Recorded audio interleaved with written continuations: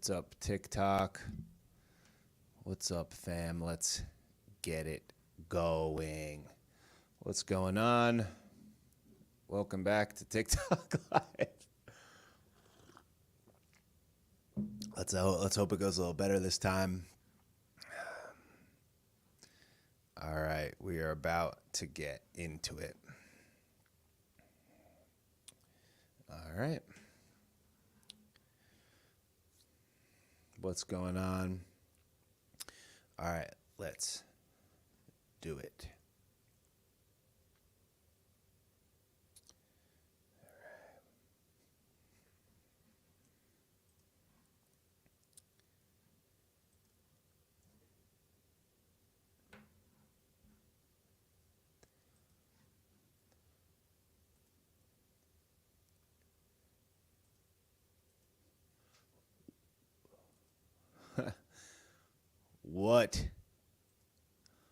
What is the good word? Hello, good afternoon, good evening, and good night. We have reached peak clownery here on the alleged planet of alleged Earth. Thank you so much. Thank you, Smudge, for coming. Thanks for being here. I know it's been a minute. I had some life things come my way, but I'm glad to be back here tickling your bag while the literal planet of actual Earth burns into nothing more than a pile of rubble. It is obviously not the dumpster it once was. It is now purely a pile of hot garbage. Welcome back, TikTok. Last time I was live, I was promptly banned from going live on TikTok almost immediately for alleged hateful content, aka saying real things that are literally happening on the literal Earth. But okay, seems fine. Sort of just fits the brand of just general Earth at the present moment. Thank you all for tuning in and much appreciated. This is episode 11 of the Bobby Sauce Show. I am rocking the ban crime, make everything illegal, literally ban everything shirt from bobbysauce.com. I appreciate everybody that checks out the site and supports. Before I get started, for those that do not already know, I regret to inform that my beloved pit bull Biggie, who I got when he was 10 weeks old in 2005 when I was 18 and I first moved out of the house, has regretfully passed away at the ripe age of 16 and just 4 days shy of his 17th birthday. I got Biggie when he was just a young pup. He lived with me his entire life, and nearly 17 years of life is more than I could have asked for from a doggo. So a big thanks to everybody that reached out and sent their condolences about the dog. I really appreciate it. This would be my first episode without him snoozing on his pillow in the other room, and it is very sad. The house is very empty without him here, but he is with me forever. As I said, it was more than a gift to have a dog for almost 17 years. And one as good as Biggie Smalls, the rap genius, was really more than I could have ever expected, especially considering that I got him as an 18-year-old, my first dog ever. Didn't know what to expect, and I certainly did not think that this dog was going to live for 17 years. So what an amazing life, and big ups to Biggie, and thanks to everybody that reached out and said and sent their love for that. I really appreciate it. This happened. I won't go into it for too long. We'll get into the jokes and such, but he was getting to the point where his quality of life was very poor. He was having some incontinence issues and things like that, having a tough time walking around. So I unfortunately made the decision that it was probably time to put him down, which was something that I had was very, very difficult of a decision to make. And interestingly enough, in true Biggie Smalls fashion, I think once I mentally decided that his quality of life was no longer good, was when he actually decided to take the journey on his own. So interestingly enough, before the appointment for him to get put down, he actually died naturally, laying on the chair or laying on his dog bed in my living room with me sitting right next to him. So he died naturally, which was something that I was struggling with mentally to figure out what was the right move. Never had a dog before. It felt so weird to put him out, even though it was challenging having him and having him not be able to stand from sometimes and pooping and peeing and all that stuff. So it was a really hard decision to make. And then interestingly enough, he passed naturally anyways. So big ups to Biggie. He will be remembered forever. So anyhow. Yeah, died naturally. You can't ask for much more than that. And 17 years old is out of control. His dad actually lived to 18, and his mom died naturally at 15, which is pretty amazing. So some good genetics for the big stare.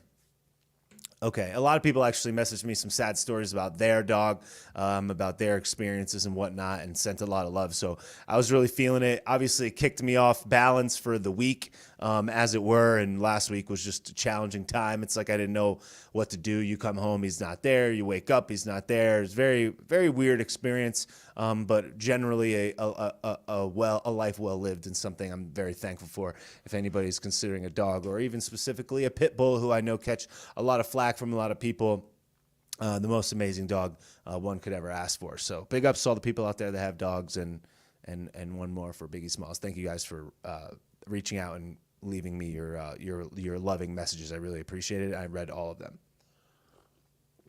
All right, so now back into the clownery of the world, and this is kind of the thing that originally got me into just talking about political happenings just in general, is that the world is just so stupid and hilarious that it's like, as I was over here, being sad about Biggie and whatnot, you look at like things that are occurring in the literal earth, and you're just like, how is this even a possibility?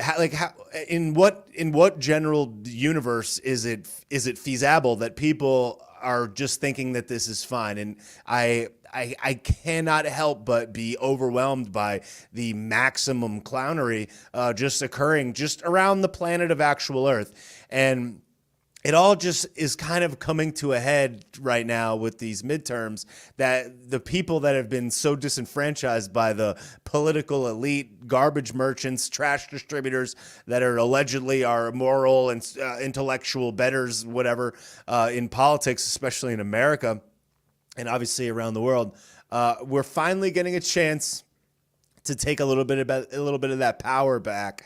And, I'm not going to make any predictions about what's going to go down in these midterm elections, but I certainly hope that the people of America recognize how significant of a election this happens to be. And I hope that they rise to the occasion and maybe realize that, elections do matter. And the only way to change this stuff, unfortunately, aside from fixing yourself, fixing your own behavior in your town, your community, your county, your state, is to vote in these elections. And I know some people are like, Donnie's under a tree. Donnie's in a pineapple under the sea, bro. Starlink, Elon is trying to put a chip in your brain, bro. It's all Black Mirror, bro. 17, bro. They got a plan, bro. It's like, no. They don't have a plan. The plan is you got to go and vote, Jim. And even though you might not like it, and even though it's imperfect, you got to realize that one guy, gal, they, them, zim, or zer is invariably worse than the other one. And this is clear across the board throughout these United States, these not United States. And I just hope that people can put their Jabron James, put their Jabron James off to the side maybe for a minute. And even if these elections don't matter, maybe go vote in it anyways. Just saying, just want to tickle your bag for a minute. Grab your ankles, because they're going to come into your dirt star if you don't. So great. Everything is doing good. Zim, zer, zay, zem. Anyways, anywhom. And I think what is the most hilarious example of this is none other than our intellectual better John Fetterbean in Pennsylvania. And let me just crank your brown eye for it. Let me just twist one sideways, put spikes on it, and blast it into your balloon knot. Because if you live in the state of Pennsylvania and you're actually considering voting for John Fetterbean, I have one message for you, and that is, whom hurt you? And donde está tu common sense? That was dos questions, dos preguntas, if you will. A little bit of Espanol, dos preguntas. Donde está tu brain wrinkles? Because this allegedly human person is like not currently with us. Like, I'm just saying, here we are residing on this mysterious blue ball, just spinning in the Milky Way galaxy, allegedly, or maybe we're not. It's flat. We're in the terrarium, or whatever they call it. We're in the I don't even know. We're in that the walls are ice, bro. If you go to Antarctica on a ship, you're gonna hit a wall of water. I guess, sure, we're in the firmament or whatever. Yeah. All right, guys. So here in the firmament, where the earth is bigger than the sun, and you know what I mean? And we didn't go to the moon, or maybe we did, or it doesn't even matter. Who even cares? Stop getting lost in the weeds. If you are out there thinking that it is a good idea to vote for John Fetterbean, literally, whom hurt you? Donde está tu cabeza? I'm just saying, how could any rational human person actually consider voting for John Fetterman? I don't get it. And it's not a political thing. It's not like I disagree with his policies, even though I do disagree with his policies pretty much carte blanche across the board, because they're insane, literally off the wall insane, literal, actual insane, upside down. We're living in a clown factory. No surprises there. But this dude is having a difficult time processing literal words, literal English words, spoken word, out of the boca, afuera, out of your boca, literally afuera.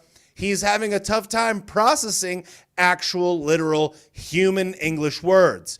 And this guy, this allegedly human person, is also struggling to not only hear and process human English words in the Los Estados Unidos. He literally is having a tough time hearing them and processing them, but is having an equally as different and hilarious time at speaking them back to us.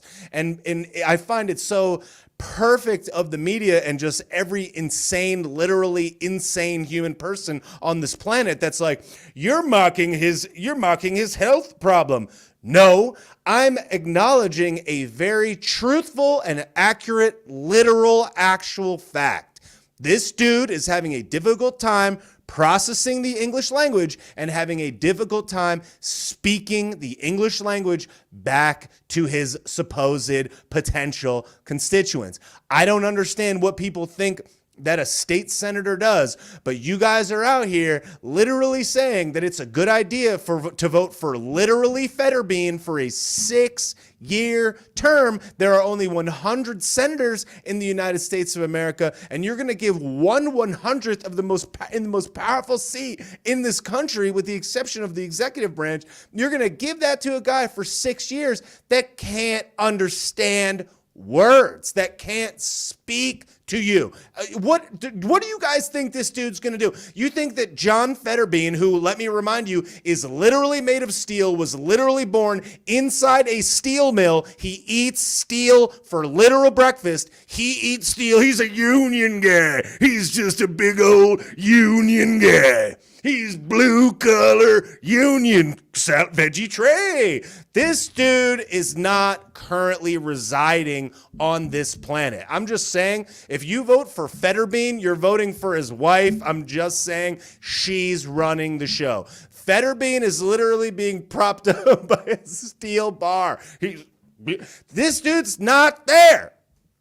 He's not there. And I'm not making fun of the guy because of his medical. I'm just saying, if you're hiring a person for the job and their job is to read, listen, digest complicated policy decisions and then explain them to another person, and he can't do 2 of those 3 things, probably 3 of those 3 things, if you're actually going to go and vote for this dude, you are not currently living in the realm of reality, Jim. And I don't know what other things are occurring in your life, but you need to donde está some información. I'm just saying, maybe consume some more podcasts, maybe read a book.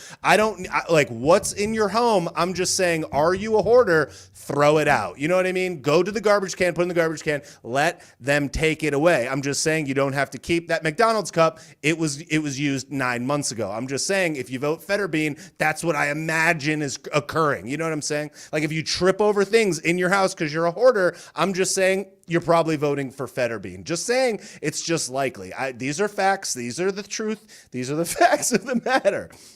I'm a hoarders for Fetterbean. I'm honestly not surprised we didn't see some type of campaign, some Fetter meme, as they like to call it. Fetter memes. He's so creative. His wife is so creative. Yeah, it's a Fetter meme, guys. He's so memeable. He's just wearing a hooded sweatshirt. It's like, put on a collar, my guy. I'm just saying, and it's not even that. It's not even it's like, oh, elitism. If I went to a restaurant at a golf club, they wouldn't even let me in to purchase dinner because I'm not wearing a collar. There's a lot of restaurants in America that wouldn't allow you to walk inside the door without a collar on. There's a nightclub down the street from my house that John Fetterman couldn't get into because he's wearing a hooded sweatshirt. This person is supposedly vying to be a state senator. You ever heard the expression, you gotta dress for the job you want?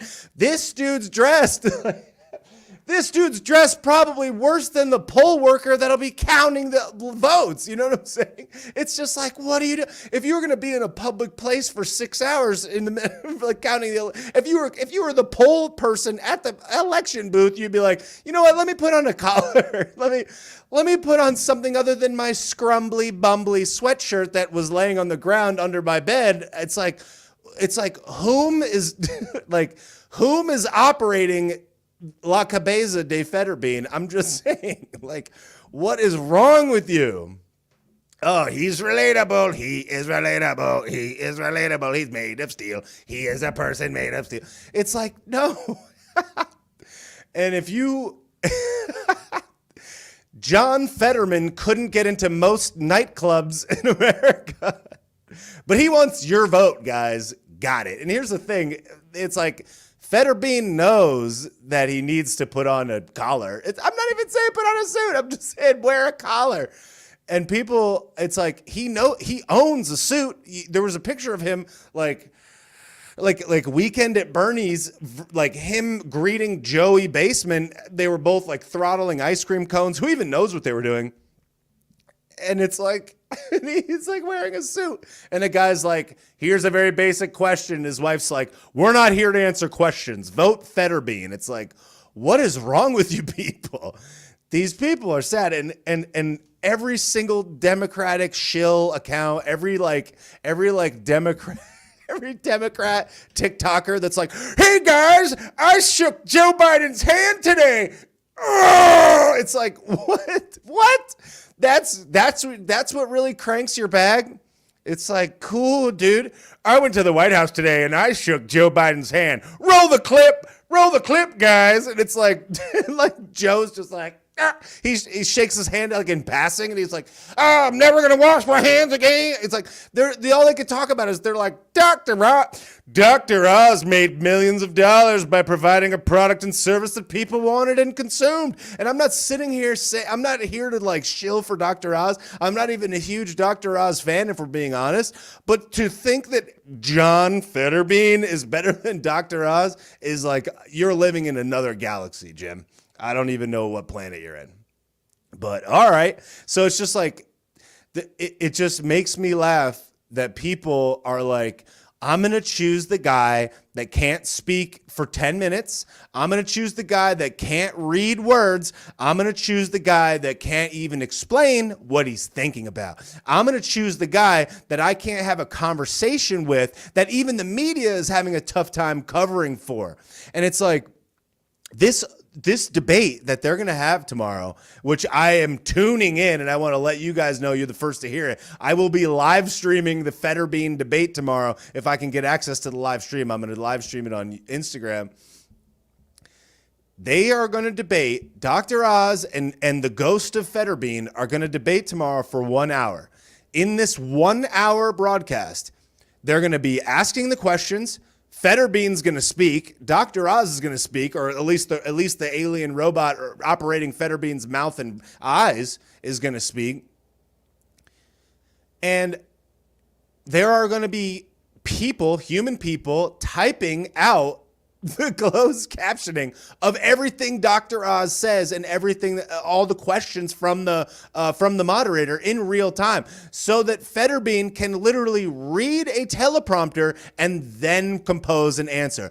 Are they going to write his answers on there too? Because it's highly probable, and they're certainly not going to show us what's on that screen. So you're going to watch in real time for 1 hour while this guy is just gazing into this television screen. I would not be surprised if he comes down with the Corona clap tomorrow to get them out of this. Because once people see how this dude acts in real time for 1 hour, I cannot fathom how any person up until this point could vote for this dude. Crudité! Veggie tRaAaY. This dude is embarrassing, and most people don't even know that this state race even exists. If you don't live in the state of Pennsylvania, you don't even think about Fetterbean. But Fetterbean is nothing more than an analogy, is nothing more than an accurate comparable for just the Democratic Party in general, which is like, we don't care what they say or what they do or who they are, so long as they will mindlessly regurgitate the talking points and fall in lockstep with the dark energy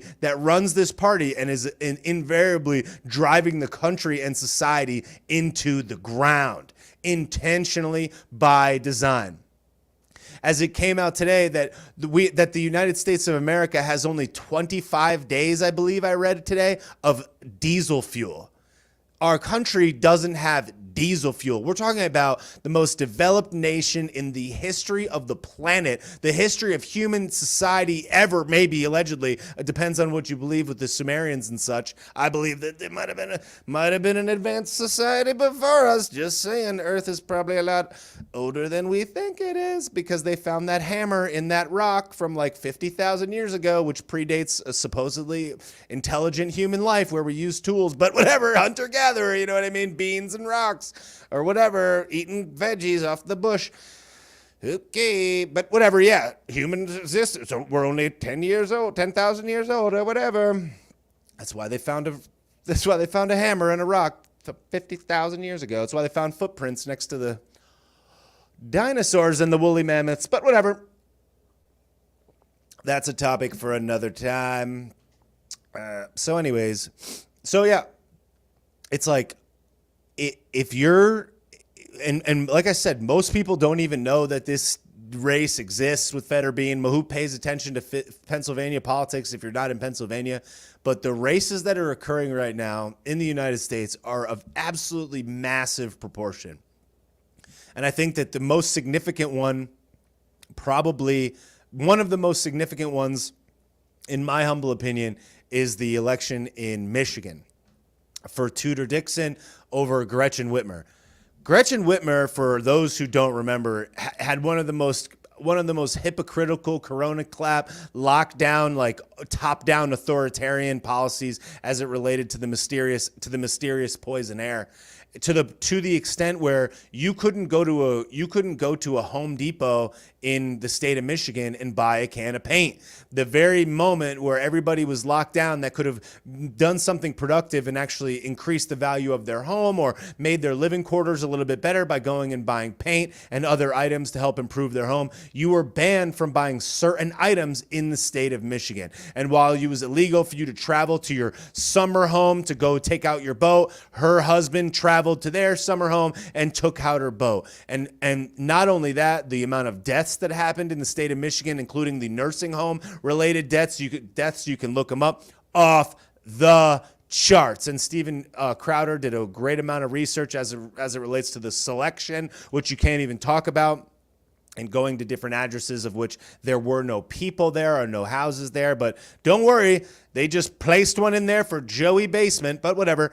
Then you have the fake FBI plot to kidnap her that ended up being a huge dumpster fire for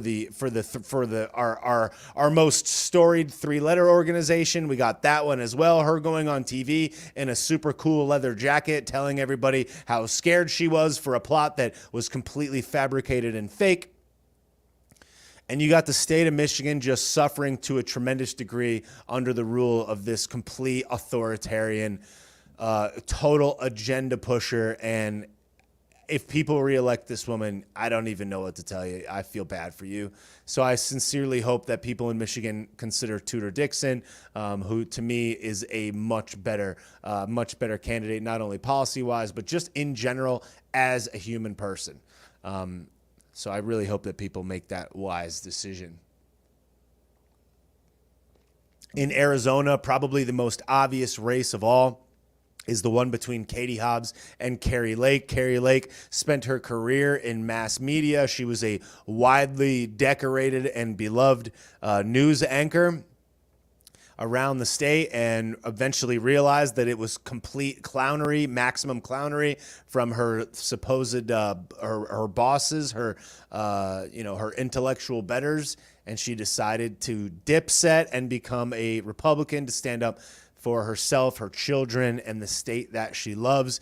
And to think that you're going to go to the ballot box in Arizona and vote for Katie Hobbs, who is refusing to have even one debate with the other candidate, is such a disgusting and just outright disrespectful act to the constituents that you are supposed to represent. How you could say that you're just not even going to debate, not even have one debate with a competing candidate, is so disrespectful to your constituents and the people that you're supposed to represent. And already you see her campaign stops with 5 people at them. You got they're in like some random roadhouse coffee shop. There's 6 people there. Half of them there are in the media.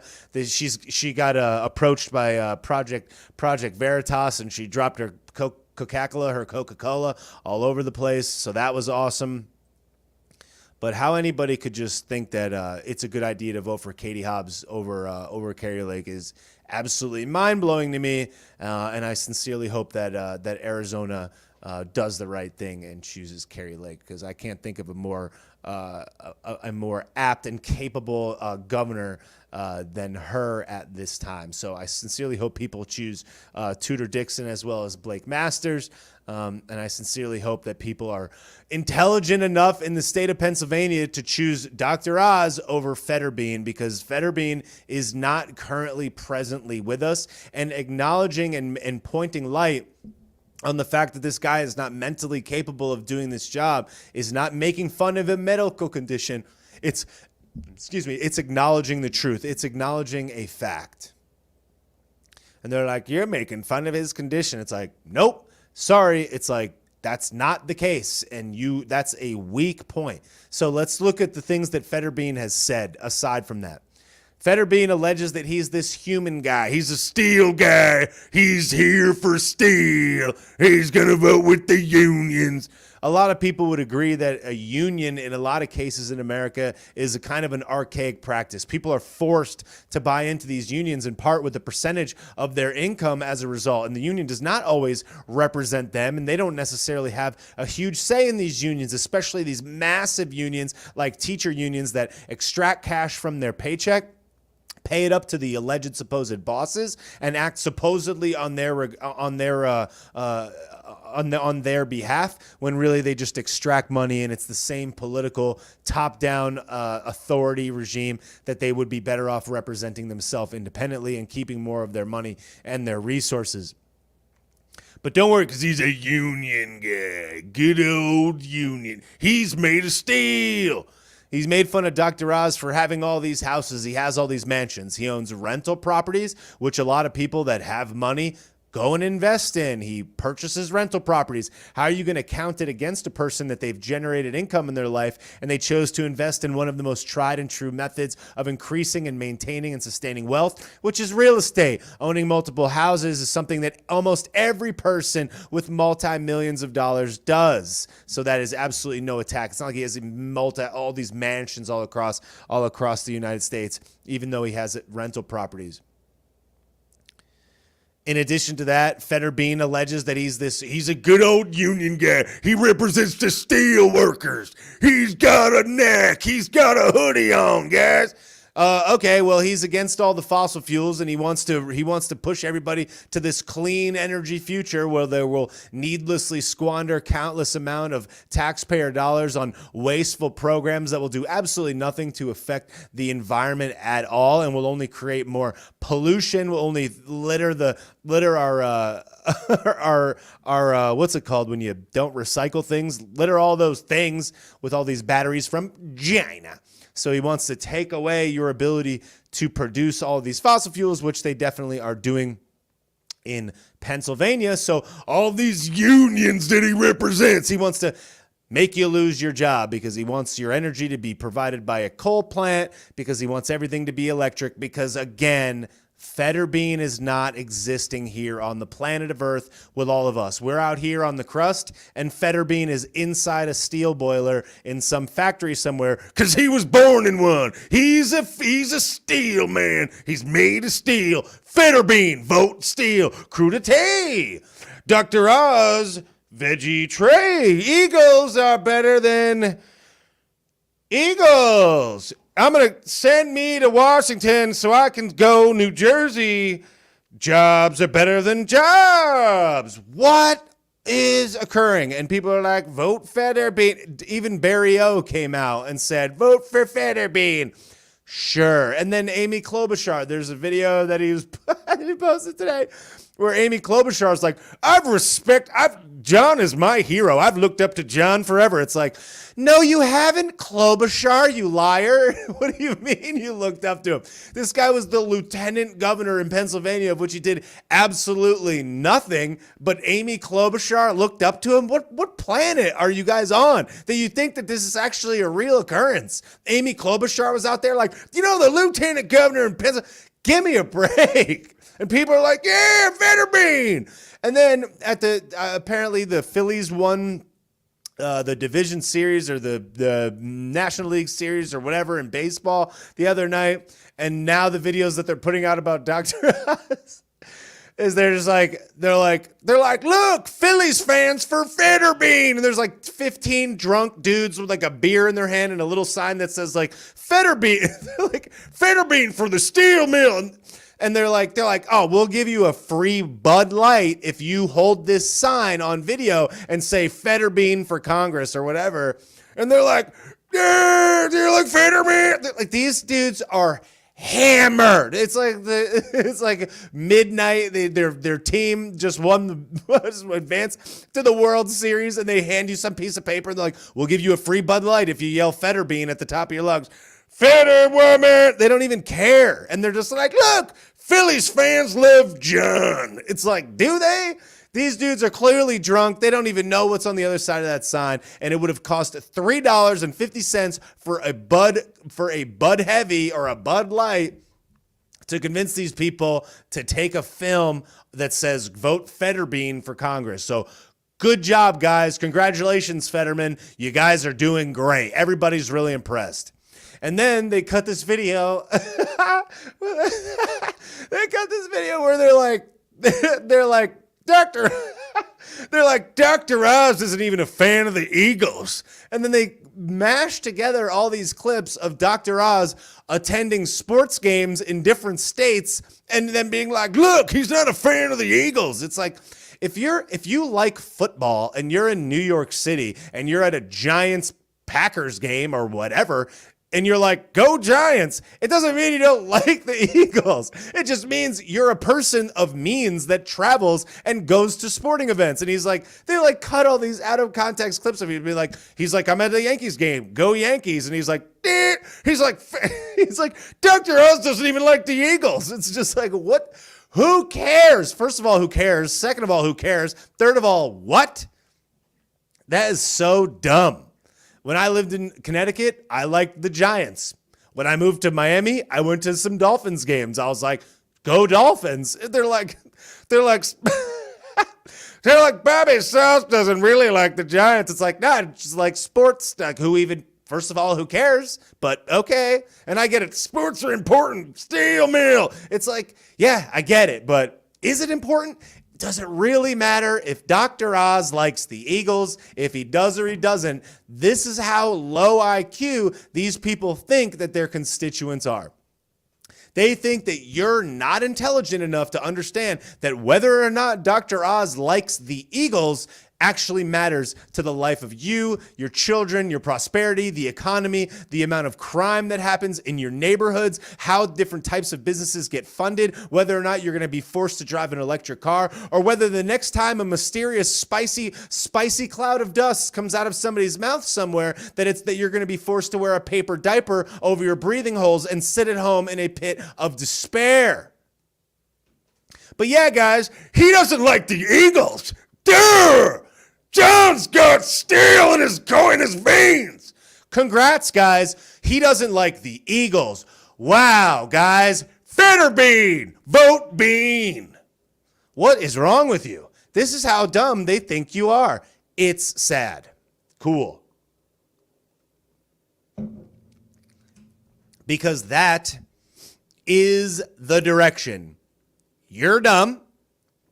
We want you to choose this thing because you're too dumb to realize that this thing goes against your own interests. We don't believe in your intelligence enough to give you the respect to realize that if a person can't understand literal words and can't speak literal words 6 months after this thing happened that severely affected his health, of which he will not give you a clean bill of health because he gave it to you 6 months ago, the disrespect that they're going to show you, and the only thing that they can say is, Dr. Oz calls a veggie tRaAaY, crudité, I have a hooded sweatshirt on. Cool, John. No one cares. Go vote for John Fetterbean's wife, guys. Good luck with that, Pennsylvania. Good luck, because you're going to get Mrs. Fetterbean for Senate. Congrats. What's he going to do on the Senate floor? Is he going to have a stenographer sitting next to him, typing out what they say in real time? Is that what he's going to do? He's going to get an interview on Clown News Network and so... This is my stenographer. She's going to read and write everything. It's like, what do you guys think is going to go on there? This is the guy's job. I'm just saying. If your job was a barber and you didn't have hands, I'd have to see a pretty compelling argument that you're able to cut hair using your feet or your mouth or something. I'm just saying, where is it? You know, it's like, yeah, we need a guy that can mentally process complicated legal matters. Let's look at the guy's track record. This dude has produced absolutely nothing, has no track record of which there's any value to be remarked upon. This dude was the lieutenant governor, didn't even show up to work, didn't even show up and vote in his own stuff. Yet you have Barack Obama, you have Barry O, and the ghost of Joey Basement being like, vote for Fetterbean. Joe Biden couldn't even remember the guy's name. He's like, make sure you guys vote for that big old boy. Yeah. It's like, what the? They think that you are low IQ and they are banking on it. They are banking on you are too unintelligent and clueless, and you're just going to hear Union, Steel, Carhartt hoodie, and you're just going to be like, Fetterbean for Senate. It's like, that's what they think of you. They think that you're so low IQ that you can be persuaded by Eagles, Steel, Union, JERBS, hoodie. He's a man of the people. It's like you're out of your gourd. They asked Fetterbean, they asked the ghost of Fetterbean, or the alien that lives inside of his head, shout out Fleckus, and they're like, if you had a magic wand and you could do one thing, what would you do? He's like, I'd release a third of people from prison. I would release them from prison. A magic wand? That's what you do with a magic wand? You get one wish and it's let the murderers out of prison? Okay. Good policy, guys. I'm sure there's no crime in Philadelphia. But no, you can't say that because I have the wrong pigmentation. I have the wrong pigmentation in my largest organ. So, watch out, guys. Can't say that because I'm at work. Beepity, beepity, beep. Meanwhile, every person in Pennsylvania, every person in Philadelphia is like, yo, this crime's getting kind of bonkers. Doesn't really matter what they look like. I'm just saying, you just robbed my store, Jim. Don't care who you are. They, them, Zimzer, white, black, orange. Doesn't matter. But no, guys. Can't say that because Fetterbean's going to come. Union guy. Could you imagine Fetterbean lurching into the Senate? Because I can't. Because I cannot. But no, okay, guys, go vote Fetterbean. Good idea, guys. Steel. He lives in a steel plant. Congrats.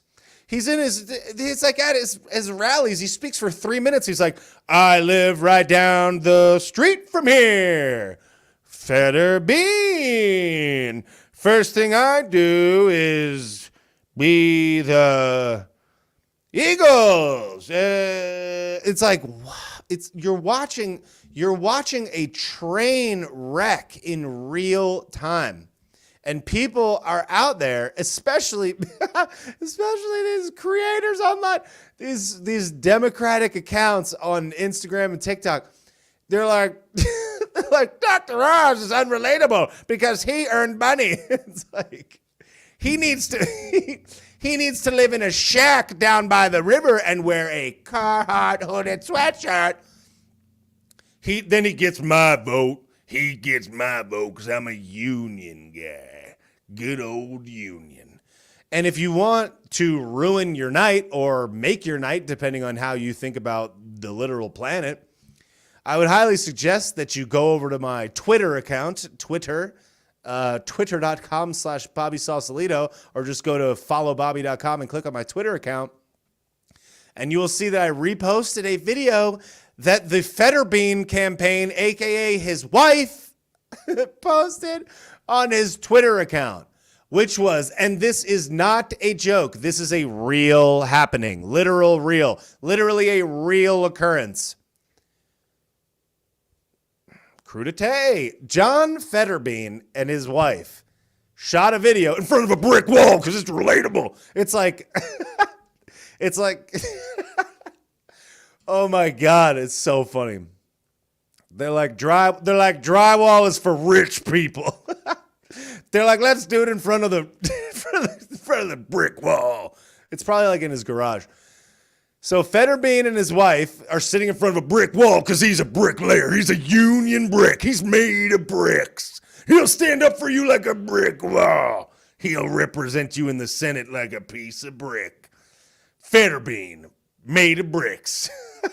I live down the street from here. I grew up in a steel plant. Crudité. So he cut this video of him and his wife sitting in front of a brick wall union. And they're doing a live Skype chat with Paul Rudd.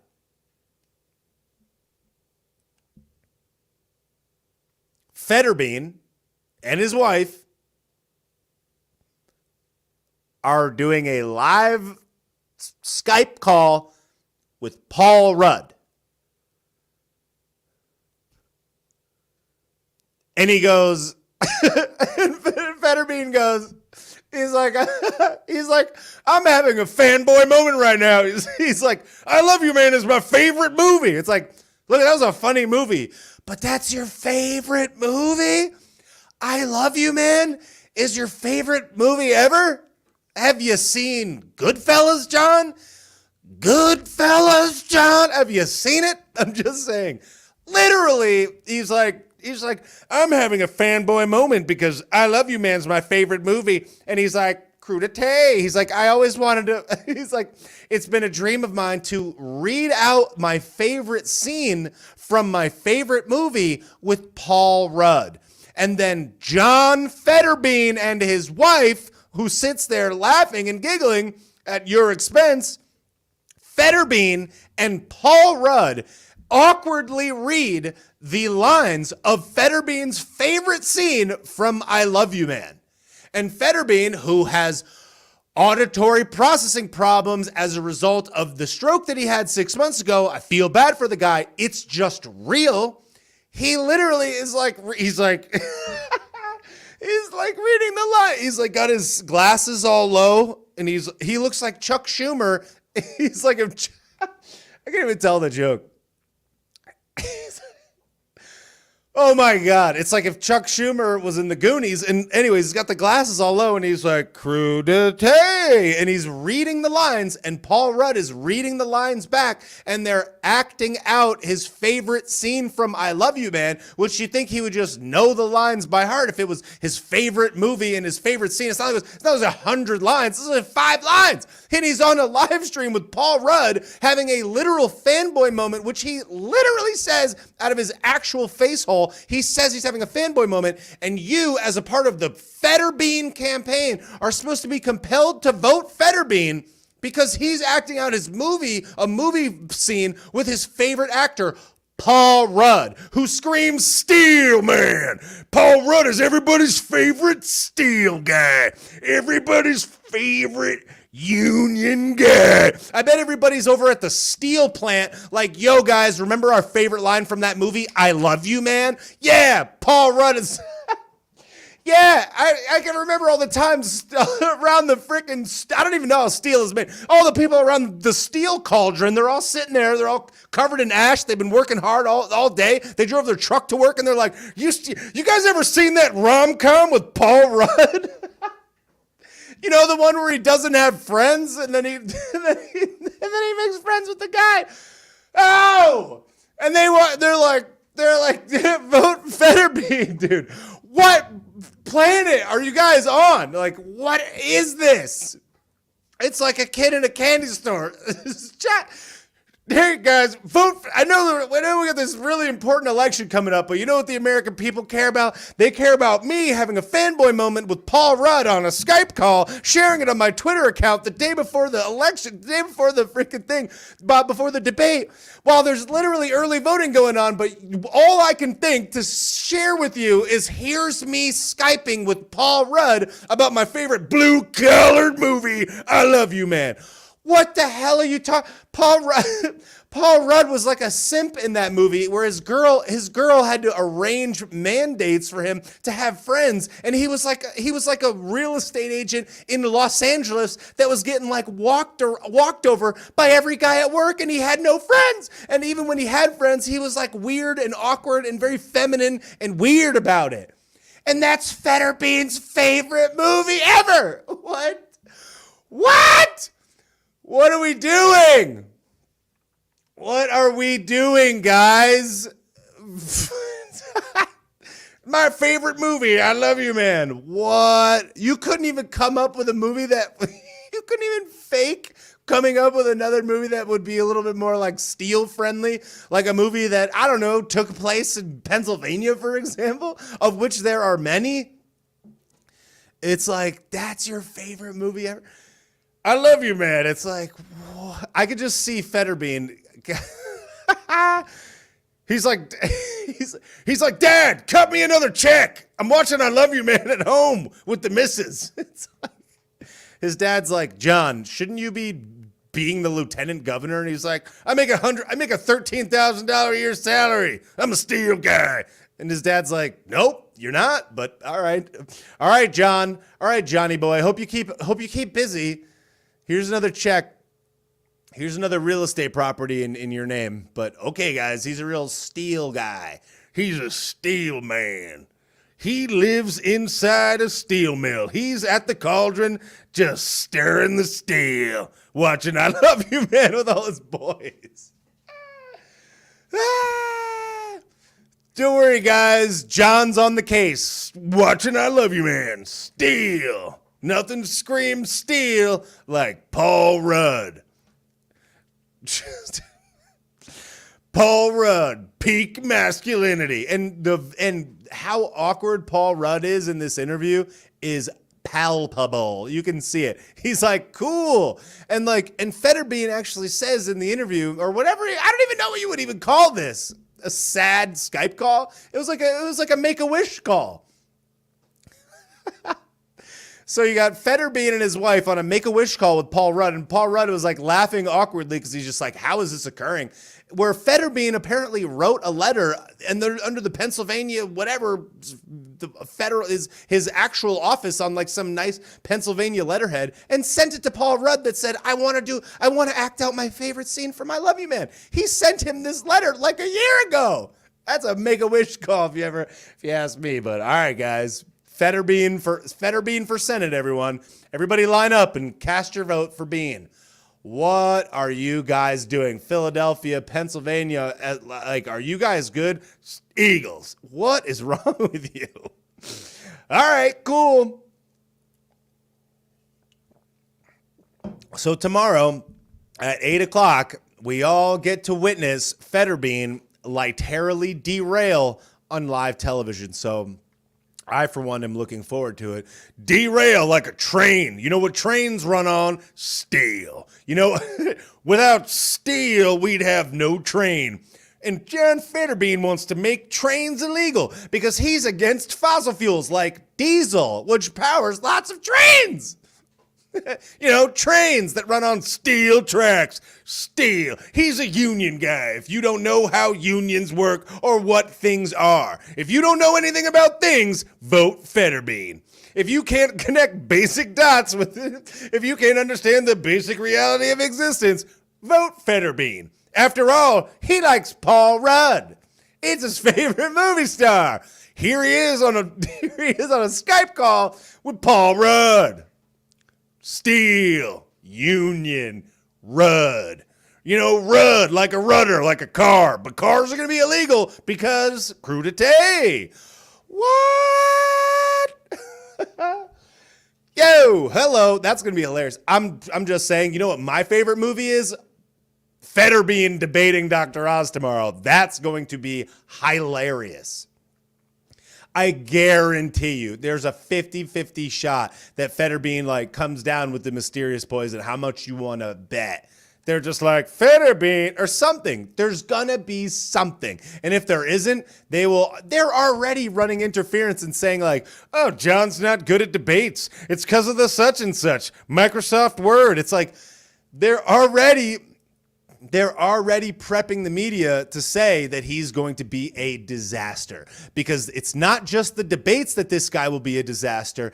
It's in his actual governance. This guy will be bad at the job he's supposedly vying for. The dude doesn't even have enough self-respect to show you the decency to dress appropriately for the job. This guy wearing a hooded sweatshirt doesn't mean he's a cool Union Steel guy. It means he doesn't care about what you think about him. He doesn't care about how you feel like you should be represented. He doesn't think that you're intelligent enough to understand that putting on a button-down shirt, for example, is the most simple and basic way you can show respect to the people that you're supposed to represent. Instead, he decides to be a sloppy disaster and wear a scrumbly, bumbly hooded sweatshirt that has pizza crust crumbles on it from yesterday because he doesn't care about you, and the only thing he cares about is being puppeted around Weekend at Bernie style by his wife, because his wife is going to be the one that's running for the state. I'm just saying, this dude is not with us. This dude has been bought and paid for by his dad for his entire life. This dude has output and produced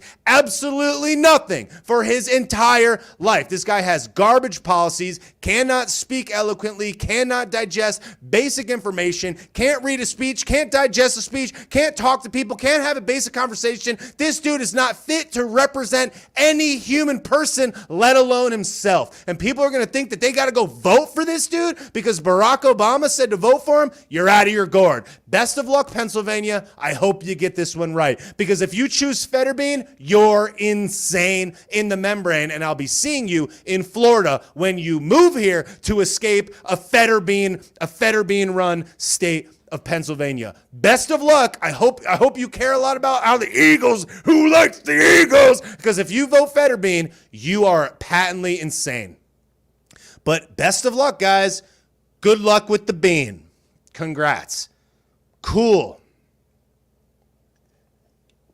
Don't worry though, because you got 17 and 19-year-old TikTok activists, Gen Z, Gen whatever activists on TikTok that are making all these smear videos about Dr. Oz because he's unrelatable. Crudité. He doesn't even like the Eagles when they don't even have the basic understanding of basic reality to realize that they are shilling for the establishment. They're shilling for their own destruction. They're shilling for the destruction of their own family, friends, their own rights. They're literally actively choosing and then promoting and encouraging other people to choose their own subservience. It's so sad. They don't care who the guy is. They don't care where the guy's mental state is at. All they care about is destroy everything at all costs. No freedom allowed. No basic logic allowed. No, we're not even going to acknowledge that this guy can't do the job because Barry O said to vote for him. Big Mike, that's all they care about.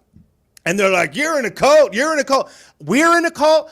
We are in a cult. Are you sure about that? Because we're in a freedom cult. And as I've said before, if freedom is a cult, you better believe that I'm in it. Because these people are more in a cult than any person has ever been in a cult in the history of time. You will choose, elect, push, promote, and vote for a person that can't speak or understand words. That literally, for an unprecedented first time, I think ever in history, has to read closed captioning on a monitor to have a basic conversation with a person in a debate for a Senate race. You are insane. You're an insane person. And if you think anybody that goes against this is in some cult, I'm sorry, but donde está, two brain wrinkles, because I don't know that you and I are both existing on the same Earth's crust. You might be on the dark side of the moon where they're hiding all of the secrets. Because good luck with that. Vote Fetterbean, guys. Vote blue. Who cares about anything?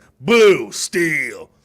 Vote for steel, guys. Steel. This dude can barely control a basic conversation with the one person, yet he's going to represent the state of Pennsylvania. You guys are insane. But yeah, good luck with that. Vote for Paul Rudd.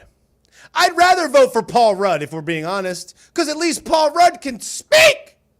But okay.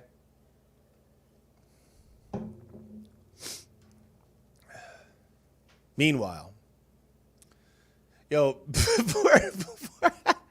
before I keep going, I want to say thank you to the people that are on TikTok. I'm not reading the comments because it's toxic over there. But if you are on TikTok and you do like what's happening, I know you guys always defend me in the comments. So if you're on TikTok, tap the screen, throw me some likes. I see 9,000 likes have already accumulated on this video. So if you're watching on TikTok, throw me some likes. If you're on Instagram, go ahead and click some likes if you wouldn't mind. If you're on Instagram, click this arrow right here. Make sure that you're following me if you do not already. If you're watching on YouTube or Facebook, thank you so much for being here. I really appreciate it. And the two people that are watching on Twitch, that's what's up, two people. That's twice my usual total on Twitch, which is one. So big ups to people that are on Twitch. Once the stream is over, which is not right now, but later, please make sure that you go to bobbysauceshow.com and leave a review for the podcast on Spotify, Apple Podcasts, wherever you listen to podcasts. Check out the shirts on bobbysauce.com. That's how you support the channel. There's no money that happens here other than people donating on the lives or buying shirts or buying merch in the store. So I really appreciate your support and helping me to create more content. So with that being said, I'll keep going. Thanks to the people that have been buying the badges. I really appreciate that. Thank you, Jiminy's, Juniper, Nadine, Rachel, Stella, Ferrantino, Apple, Nay, Reaper Welds and Fabrication, Bezos de Mezcal, and SLE Mole for the badges on Instagram. I really appreciate that so very much. And I don't know if anybody sent any Venmos or Cash Apps, but if you did, thank you in advance. I really appreciate it. Okay, so so next, I talked about this in a video today, but now this, which I think is absolutely hilarious, now this, which is this massive political social media organization owned by Vox, which is like one of the most allegedly news outlets in the world, incredibly left-leaning, incredibly biased, incredibly garbaggio, literally a hot bag of flaming garbage. Vox Media owns this company called Now This Politics. They post all the most woke social narrative garbage that you could imagine. And Now This got a forum where they were able to bend the ear of the most important person and most influential person literally on the planet. And as I alluded to, or as I made a point of pointing out in my video today, Now This has 21 million followers across Facebook, Instagram, and YouTube. And they had this presidential forum, which was embarrassing to say the least. And we're not even able to accumulate more than 55,000 views on the video of this forum. I watched it live for a few minutes. There were 60 people in the live. Right now, an hour and a half into this stream on Instagram, I, who have an account with only 150,000 and it's 11 o'clock at night and nobody promoted it, including myself, have more people watching this live stream than 1.1 million people following Now This with a scheduled date with advertisements, paid advertisements, social media advertisements pushed out to tens of millions of people. And there are more people watching this live after 1 hour at 11 o'clock at night on the East Coast than there are watching that Now This stream with the most popular president in American history and 6 cultural influential icons who collectively have another probably 5-10 million followers between the 6 of them. Yet despite that, with banners, all of this money, this massive organization, this pre-taped event that was days in advance had been marketed and promoted, they were only able to get 65, 70 people in a live stream. And I have more than that watching on Instagram right now after an hour. More people watching on Facebook, on YouTube. It's like, it's embarrassing. But don't worry, guys, because this is the supposedly leading narrative. You got all the best among us are here to speak on this panel. Wow, what an embarrassment.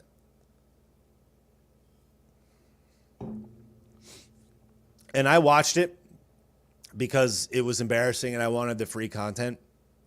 But, oh my gosh. First of all, the fact that these people even got to be in the White House in and of itself is remarkable. But one thing that I find so amazing is how people think that that we should be paying attention to and listening to child activists. And I think that it makes me sad that people don't have enough mental capacity to understand that the only way a person under the age of 18 makes their way into the White House and gets to bend the ear of the president of the United States is if they're saying something that they can only be useful for pushing to their age group. A child activist, specifically on the topic of climate, is the most preposterous and disrespectful thing that I think a supposed adult or supposed leader could do. Put a person in front of us that's 15 years old that has some opinion about something that they know nothing about, and expect all of us to just blindly and willfully act like this person actually knows something because they fit into the agenda. A 15-year-old girl speaking to the president of the United States about how he's not doing enough to affect the climate is the most preposterous and disrespectful thing that you could do to a person that knows any basic information about how the world works. Which is why it's so preposterous and hilarious that Greta Thunberg is put out in front of people. She's the Time Person of the Year. These people would have no platform, would have no audience, would have no word, have no voice whatsoever if they weren't pushing something that a person that is very nefarious could use to enrich themselves. A lot of the nonprofit climate organizations that are out there pushing and financing all these people to get airtime, oh, they happen to own a wind farm. They happen to own a sustainable energy battery company or some garbage. These people are only concerned about one thing and one thing only, and that is enriching themselves under this fear propaganda narrative that the world is coming to an end if you don't elect Thunberg for supreme leader of the earth, if you drive your car more than 5 minutes, if you think the cows are farting too much, and if you take but don't worry, I can take a private jet to Costa Rica and I can do all of this stuff. I could fly around on my ketchup plane like John Kerry. I can fly around on my ketchup powered jet like John Kerry. It's the Heinz torpedo of the sky. And you can fly around and tell us that what we can't do while you get on a yacht that burns more fuel in one day than the average American family burns in 12 months. And you can listen to these people gaslight you about the environment when the only thing that they care about is squandering your tax dollars on wasteful, supposed green energy garbage that's just going to make you a subservient slave of the establishment. But okay, guys, let's listen to Thunberg. Let's listen to the girl from Flint, Michigan, because she got her water poisoned, which is extremely sad, but I can guarantee you that Joe Biden and no one else in that camp has any solution for that. But don't worry, guys, because Joe's a man of the people. Joe and Dylan Mulvaney and Joe and the 15-year-old from Flint, Michigan, he cares about the little guy. Embarrassing.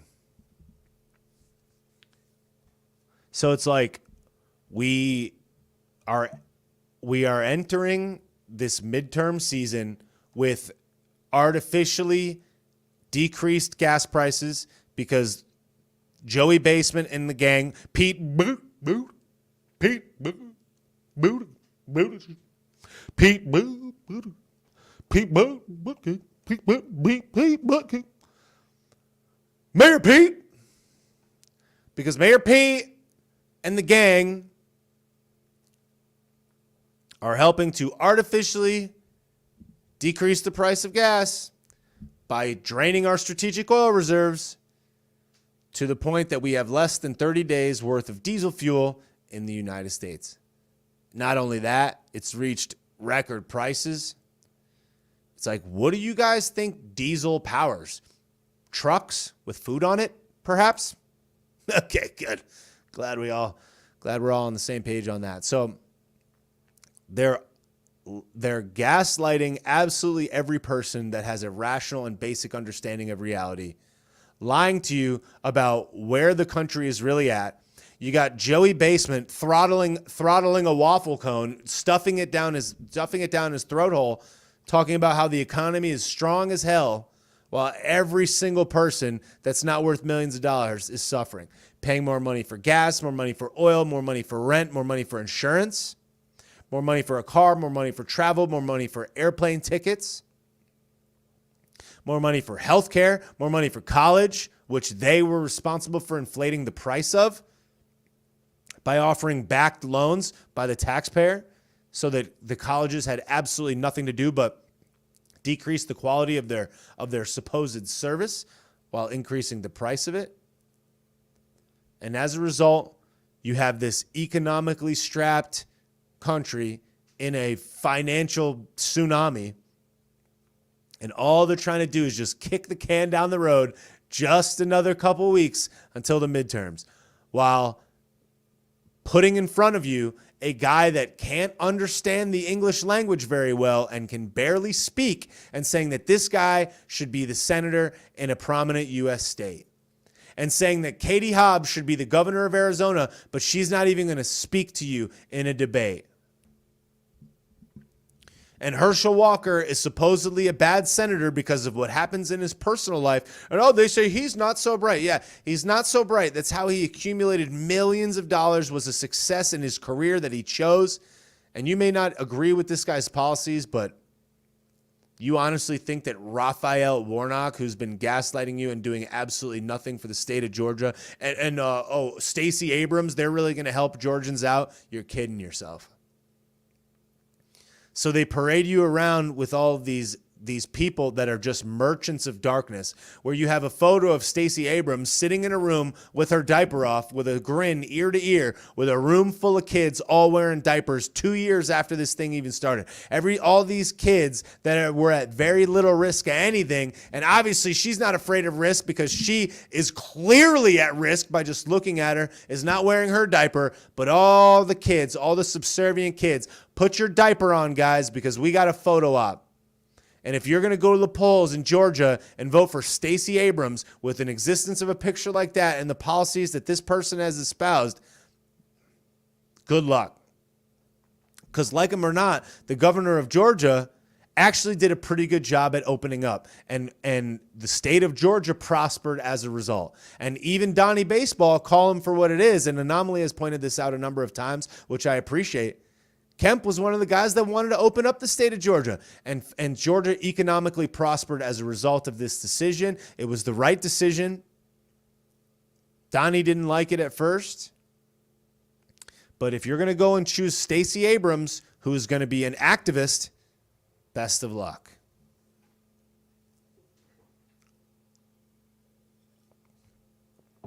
And then if in Michigan, if you're going to live in the state of Michigan and you're going to choose Gretchen Whitmer and choose more of this degeneracy, when you have an excellent candidate like Tudor Dixon, good luck. Because while everybody was locked down and while you were trapped in your house, Gretchen Whitmer said, it's illegal for you to buy a can of paint. People don't forget. You couldn't buy a can of paint in the state of Michigan during the lockdown. You would go to the store and you could stare at a can of paint on the shelf and you could not purchase it. You know, because the spicy poison was in the air. Sad. And then they think that you're so dumb that you can't even read the tea leaves. You can't even read between the lines to know that when Joe Byron says, he's like, if you think inflation is bad, it's going to get way worse under the Republicans. Is it? Are you sure about that? But they think that you're dumb enough to not understand. And don't worry, guys, because they passed an infrastructure bill, which has barely anything to do with infrastructure. It's just a bunch of pork barrel, green energy, garbage spending and squandering of your dollars. And don't worry, guys, it's the Inflation Reduction Act, which will do absolutely nothing to reduce inflation. These people think you're dumb. They're banking on the fact that you're dumb. And they live a very sad, very miserable existence of which they have absolutely nothing to output but garner and hold power.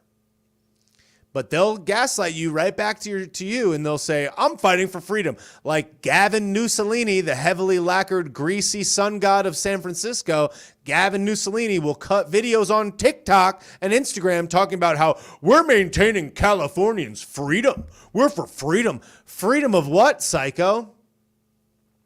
But yeah. Good luck, California. Go ahead and vote for Gavin Newsom. Best of luck, guys. He would be a great president. I want to step out of my $5,000 a month, 1-bedroom apartment in Los Angeles and step over a pile of hypodermic needles and then accidentally step in a pile of human S and then slip and fall into a urine river that's traveling down the street in a major American city, only to be accosted by some vagrant of which they want to buy a hotel room for in a 5-star hotel on your dime.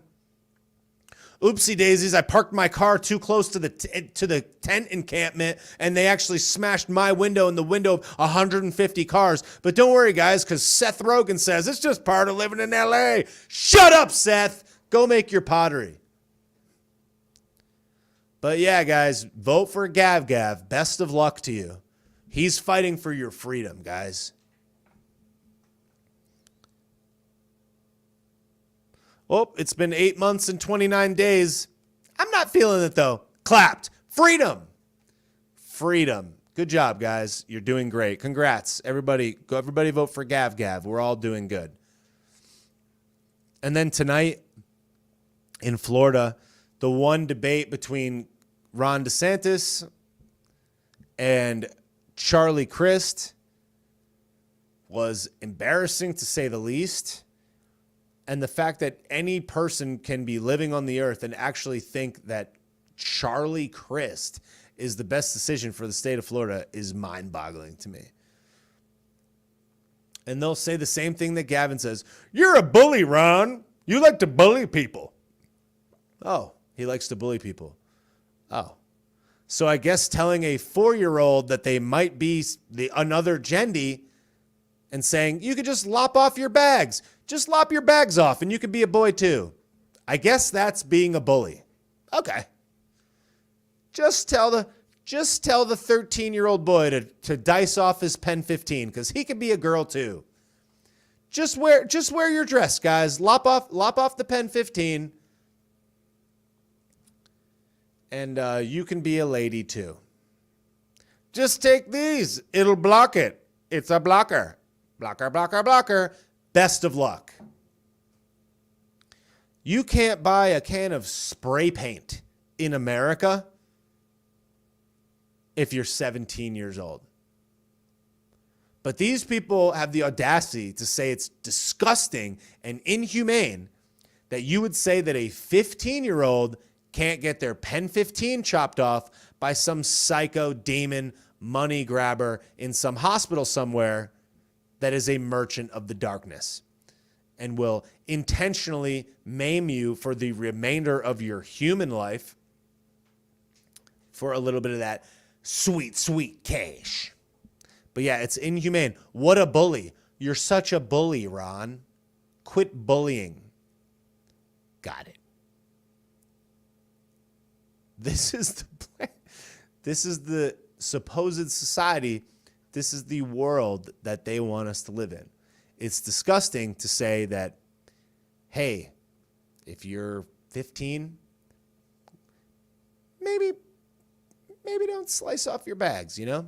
Maybe keep your bags. Just saying, you might want those one day.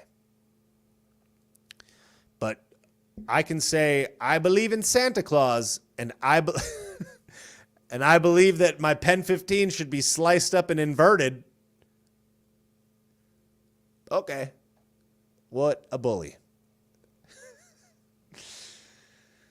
Okay.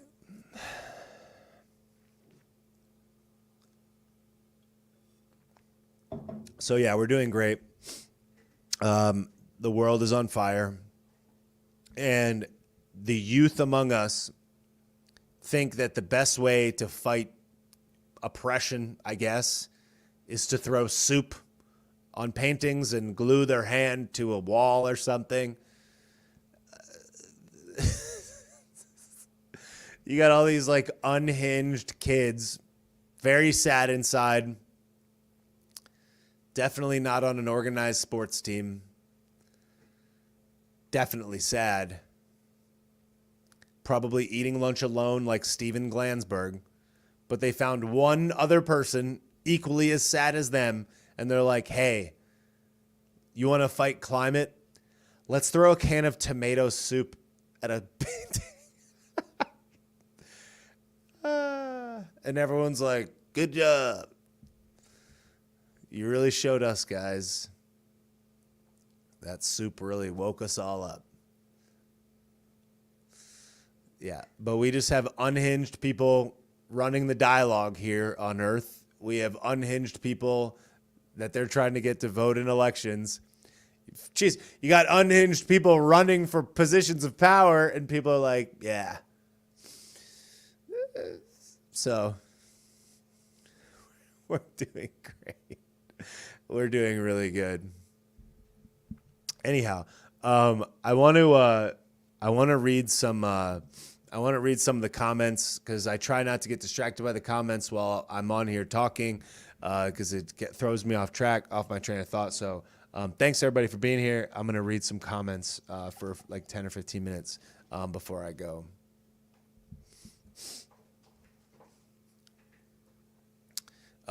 Naturally, I look over to the TikTok comments first because they're the most hilarious, and the exact same unhinged people that would throw a can of soup at a painting typically tend to reside there.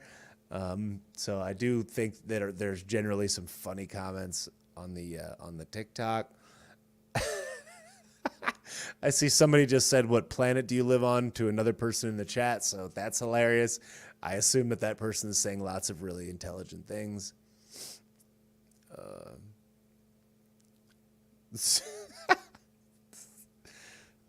The "what planet on you" line is such a good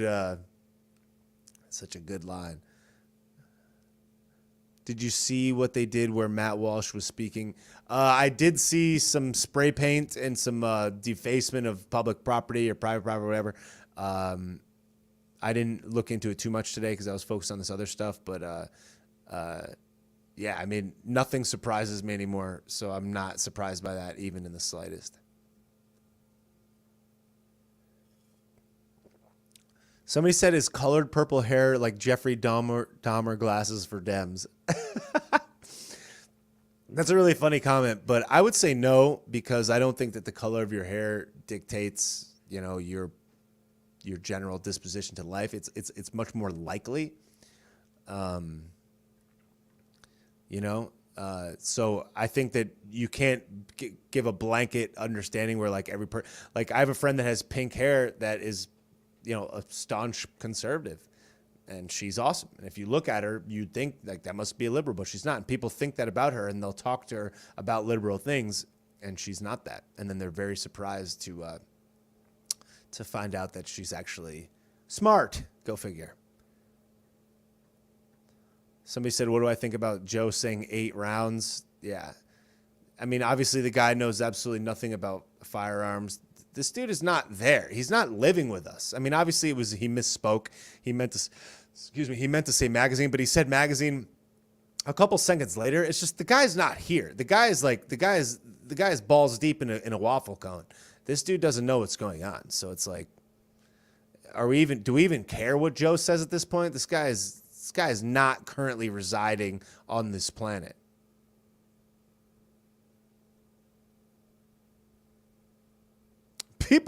So funny. People on TikTok still, they can't get Donnie out of their brain. No, I didn't mention Donnie one time. In fact, the only time I mentioned Donnie on this entire stream was saying something bad that he did, something that I disagreed with. Yet these clown sneakers, the only thing they can think about is Donnie. It's the only thing they can talk about. It's like, dude, what is wrong with you? Meanwhile, they're like, vote Fetterbean. They're like, Donnie, Donnie, Donnie, Donnie, crudité. It's like, what is wrong with you? It's like, this guy is on the 9th hole. He's putting for par on the 9th. It's like, this guy's, he's wondering if they have turkey sandwiches or egg sandwiches at the pass. It's like, he's about to do the back 9. And they're like, Donnie, Donnie. It's like, who hurt you? Like, show me on Elon where they tickled you, bro. Because what is wrong with you? Donnie, ballpark. They're just like, he's not even a real ballpark. It's like, what is wrong with you? I don't know.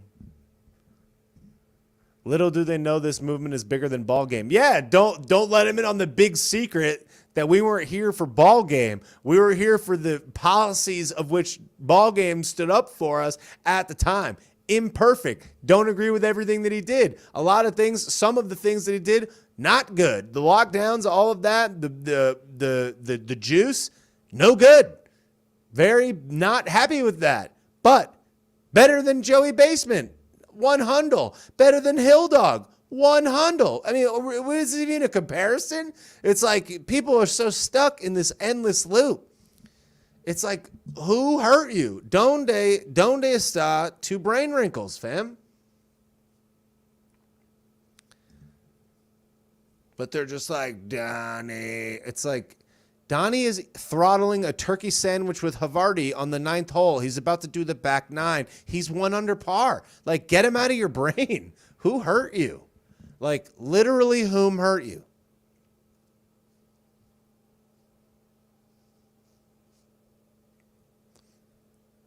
Somebody liked my balls deep in a waffle cone comment. It's pure facts. It's literally actual facts.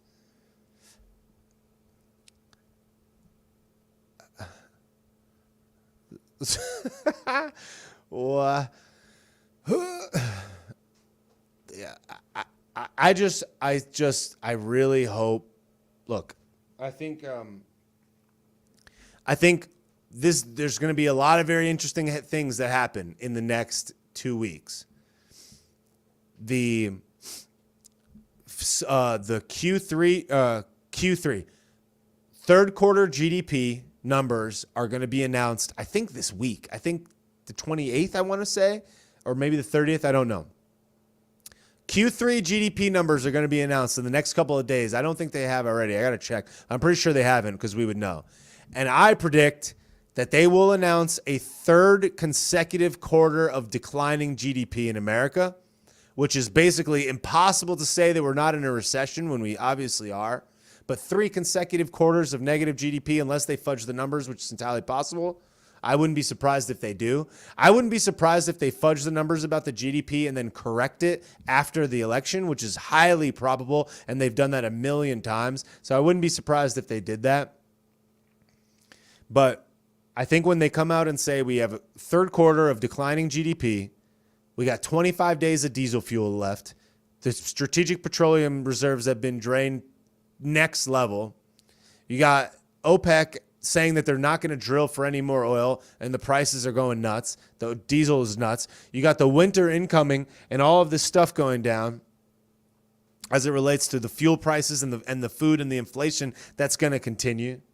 The Fed is going to continue to raise rates, which is going to further put pressure on the U.S. taxpayer to pay all of these debts, which we are squandering money needlessly. Joe Byron, sniff the kids, hide the parm, is clearly not currently with us.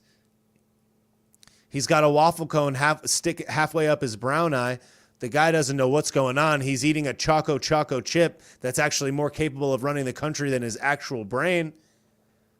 This dude is making gaffe after gaffe. Meanwhile, Krusty the Clown is nowhere to be seen because she can't be trusted and no one likes her anyways.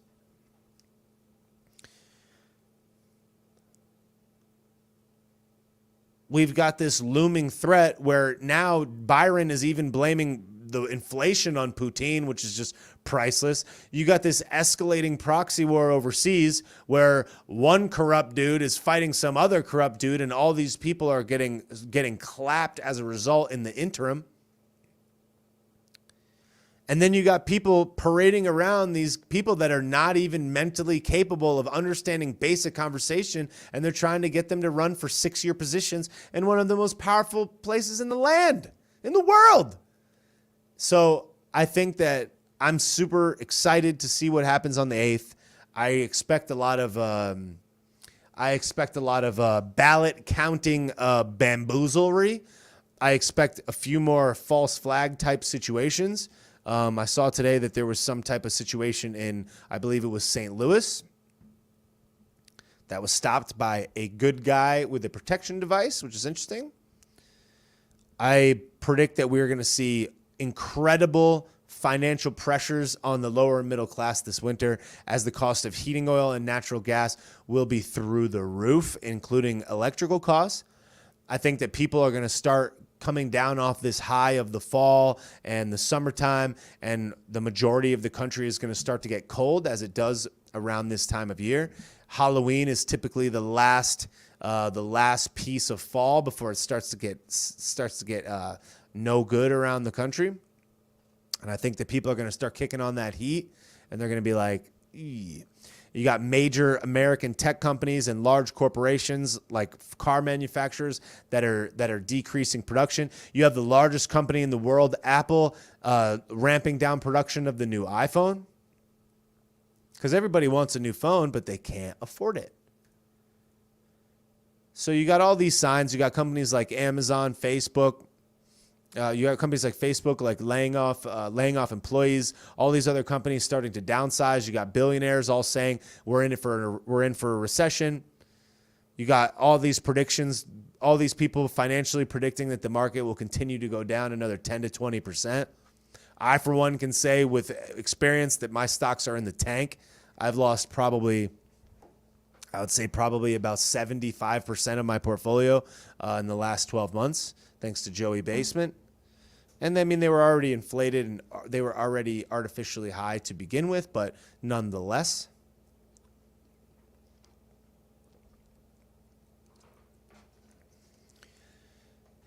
And I think that people are going to be like, I can't afford to buy the Christmas presents I want. I can't afford to fly on an airplane to go see my family across the country that I want to see because it's too expensive. I'm making less money at work. And all of this garbage, I think, is going to come to a head. And I think ultimately, at the end of the day, I hope that parents are smart enough to know that you should probably vote. You should probably vote for the candidate that doesn't want to have some sad Steven Glansberg on the inside, gelatinous blue-haired psycho demon who is mad at their dad. Your dad did, forgive your dad. Like, your dad loves you. We love you. You know, in school wearing circular lensed glasses and having a pink mohawk, telling students, my students, telling my kids, which are apparently theirs, you know, that America is a very bad, no good, evil place, that if you look like this, that you're an oppressor, that we're on stolen land. The land is stolen. Oh, okay. Who do we steal it from? The dinosaurs? Or the extremely horrible folks that were here before? It's like, oh, who owns the land, guys? Who owns the land? The trees? Did the giraffes own the land? Excuse me. Because I guess we owe reparations to the Panthers here in Florida because we took all the land from the Panthers. We stole it from Panthers, guys. Everybody be aware. But yeah. So, and then they're gonna say that you want some sloppy jalopy person with an upside down dance theory, underwater dance theory degree, with blue hair and a mohawk that's sad inside, that hates their dad. You want that person telling your 8-year-old that he can just slice and dice his Pen 15. And by the way, me and my partner Jared went kayaking this weekend, and then he put it in my Dirt Star. It's like, what's wrong with you? You can you can cut off your Pen 15 too. You can be just like me. Like, okay. Good. Sounds good, guys. So yeah, I hope that parents are smart enough to not vote for Ma the meatloaf, and maybe stand up for their kids, you know? Maybe protect your kids. I don't know. You know what I mean? Who cares? Maybe not.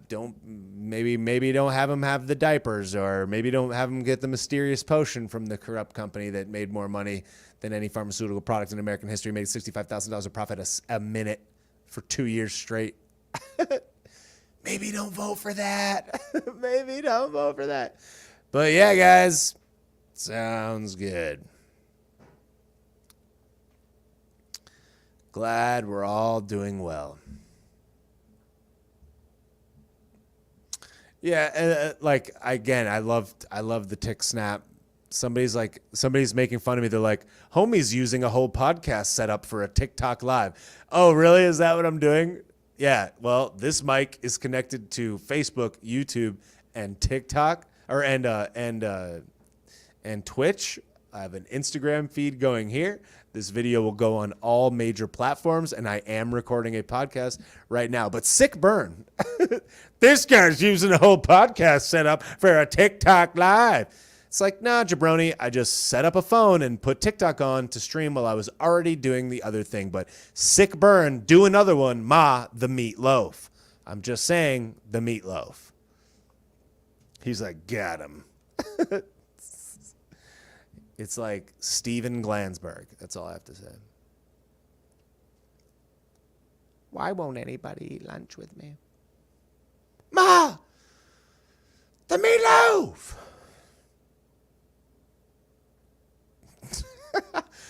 Yo, there's some dicey comments going on Facebook and YouTube right now that will not be repeated, but funny times. Thank you to the person on Twitch that just left a comment. I love the rants. Fires me up. Makes me laugh. That's what's up. Mama Goose on Twitch. That's what's up. Thanks for being here. Appreciate that. 105 people watching on TikTok right now. Wow, the number one outlet at the moment. 17,000 likes, coming up on 17,000 likes on TikTok. That's what's up. I guess it's not such a dark place after all. Somebody said you always have detailed thoughts about the alternative lifestyles you say you're against. I don't know what that means. What up, Miami Beach?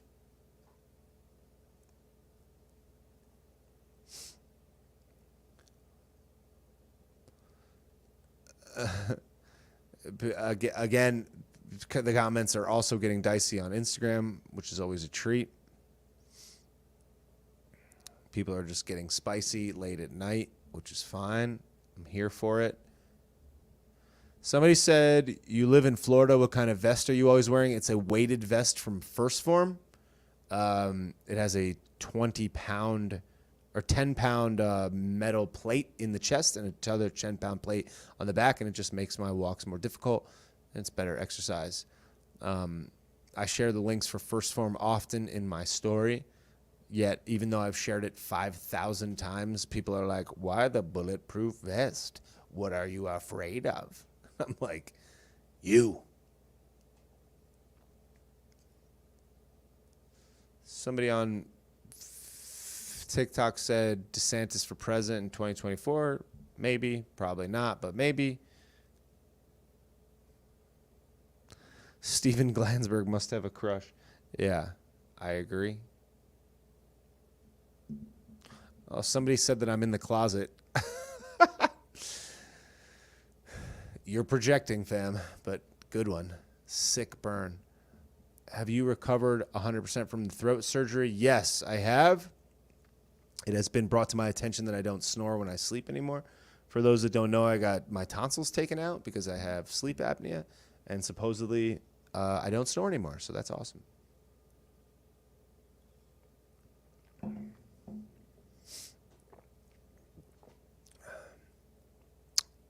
Somebody on Krug of Crom says, bring me on.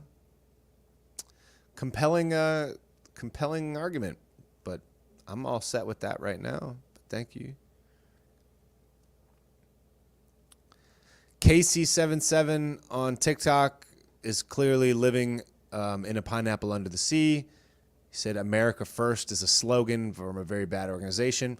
Two people can say the same thing and not be aligned with one another, but good try, Casey. Well done. Glad you were able to think further through than that basic understanding. If a person that you don't like said something that you agree with that's not necessarily from them, but other people say it, does that mean that you're united with that person's beliefs and ideal structure for the rest of time? Like, what planet are you currently residing on, my guy? Because if I said something like pizza is delicious, but you don't like all the other things that I say, but you also believe that pizza is delicious, does that mean that you agree with all the things that I say? That 50 years later, you're going to take a slogan that is a basic understood truth by any person that lives in this country, and you're going to try to attach these two things together? Try to think a little bit above where you're at, my guy. Like, whom hurt you? Donde está? The meatloaf is ready. This Canadian roughneck would like to participate in the stream. Yeah, I mean, I hear you. Yeah, people are getting very... Yeah, Donnie is coming up in the stream on TikTok because people are living in a pineapple under the sea. Very sad, very Glansberg. Living a very Glansberg flavored lifestyle over there. Donnie currently residing rent-free in the penthouse of their mind. Any and all things come back to Donnie at all points. Everything bad is Donnie. He's bad, he's orange, he's bad, he's a bad orange man. Mean tweets, mean tweets, mean tweets. I'll pay more for gas because it's sticking it to poutine. Zelensky, he's my hero. Blue Steel. Derek Zoolander likes him. Zoolander. Zelensky's better than me. Send him a Venmo. Donate to him on TickSnap. Donnie, bad orange man, very bad, very orange, very evil. Vote Fetterbean. Good job, guys. Vote for the bean. Good work. Move to Philadelphia and vote for Fetterbean. Best of luck to you. Vote Bean. Choose Fetterbean. He's a steel guy. He likes steel. He's steel. Somebody said I keep mentioning meatloaf. I do not think it means what you think it means. Meatloaf is a food consumed by human persons.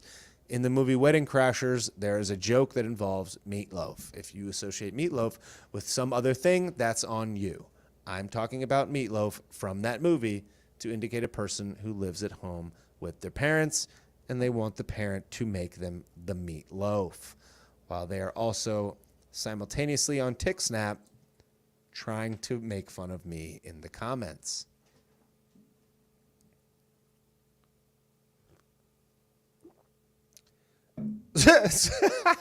Somebody said it's 2022. Shouldn't he change his name to Fetter Person? That's hilarious.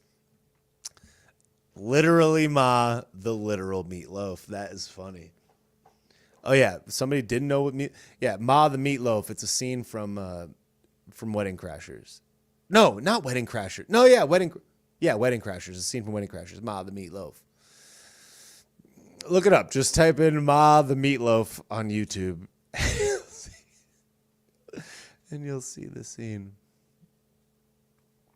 Somebody said on TikTok, "What would the Dems do if they didn't have Trump?" Great question. Probably eat lunch alone, like Steven Glansberg. Because they have nothing. There is no policy. You're mean. You're a bully. Orange bad. Bad and orange. Orange man. It's like, what is wrong with you? Somebody said, I think Joey Basement could lead us into a nuclear war, and the left would say, but Donnie, actual, literal, factual statements. Yeah, somebody in here's, yeah, this dude is so sad inside. Yeah, the Meatloaf. And it's always people that have 20 followers, you know? They're like, I'm mad inside the Meatloaf. Goodbye. You're blocked. I love blocking people. It's really fun, actually. Just got on this live at the perfect time. Glansberg shout out. Yeah, there are people walking around that said don't be a Steven Glansberg, or no, don't be a Glansberg hoodies on with my name on them. My friend Nikki bought a don't be a Glansberg hoodie last winter, and I was like, I thought that was just the funniest thing ever. Don't be a Glansberg.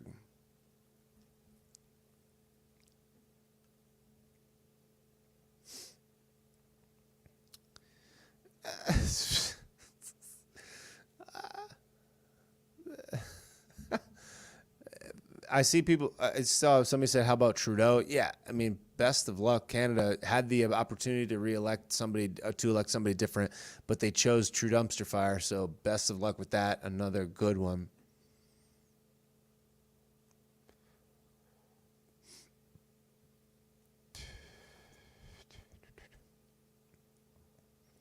Excuse me.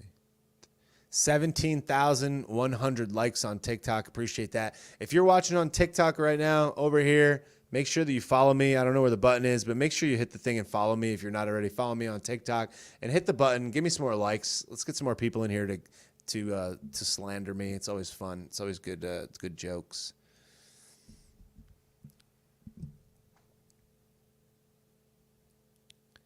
Somebody said, Will Ferrell said Ma the Meatloaf, but also in Step Brothers. Did he say the Meatloaf in Step Brothers? Well, he didn't say it like that, I don't think. But somebody said Castro Light about True Dumpster. Agreed. Michelle said, I'm so sorry about Biggie. Thank you, Michelle. Appreciate it.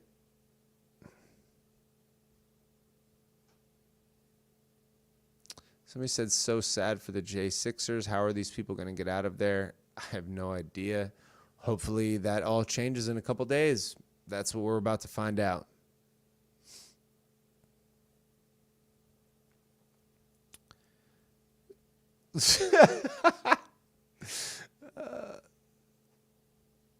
Somebody said they would vote for a ham sandwich. Somebody said I would vote for a ham sandwich over a reality denying Republican. Yeah. So many reality deniers over here. Vote Fetterbean, dude. Everybody make sure we vote Fetterbean because we're out here denying reality. Choose Fetterbean. You know, reality. I would rather vote for a ham sandwich than a reality denying Republican.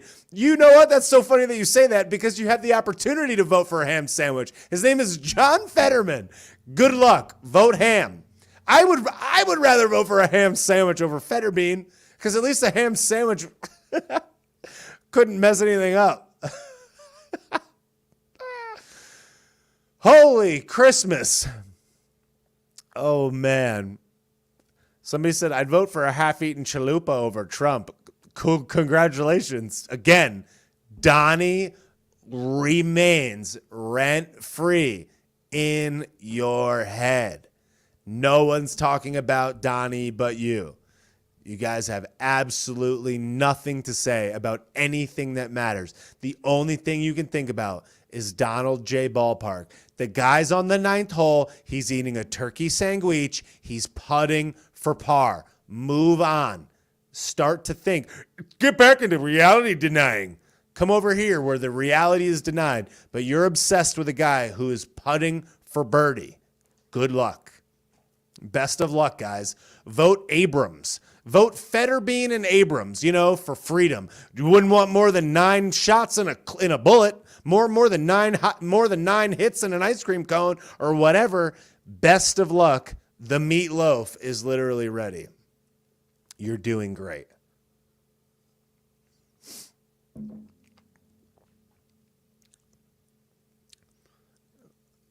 Somebody said, didn't Fetterbean hold a jogger, a person of color, at gunpoint? Yes, he did. And when they asked him if he would do it again, he said, yes. But he's the man of the people, guys. He's a man of steel. He's made of steel. He will literally lead the country into a big pile of melted steel. He's a union guy. He's watching Paul Rudd. Him and Rudd. Fetterbean Rudd for Senate. Fetterbean and Rudd. Look, if your favorite movie is I Love You, Man, you're not a steel guy. Also, favorite movie, again, I would trust no man who said their favorite movie ever was I Love You, Man. I like that movie. Don't get me wrong. It's a good movie. Funny. Couple good laughs. Awesome.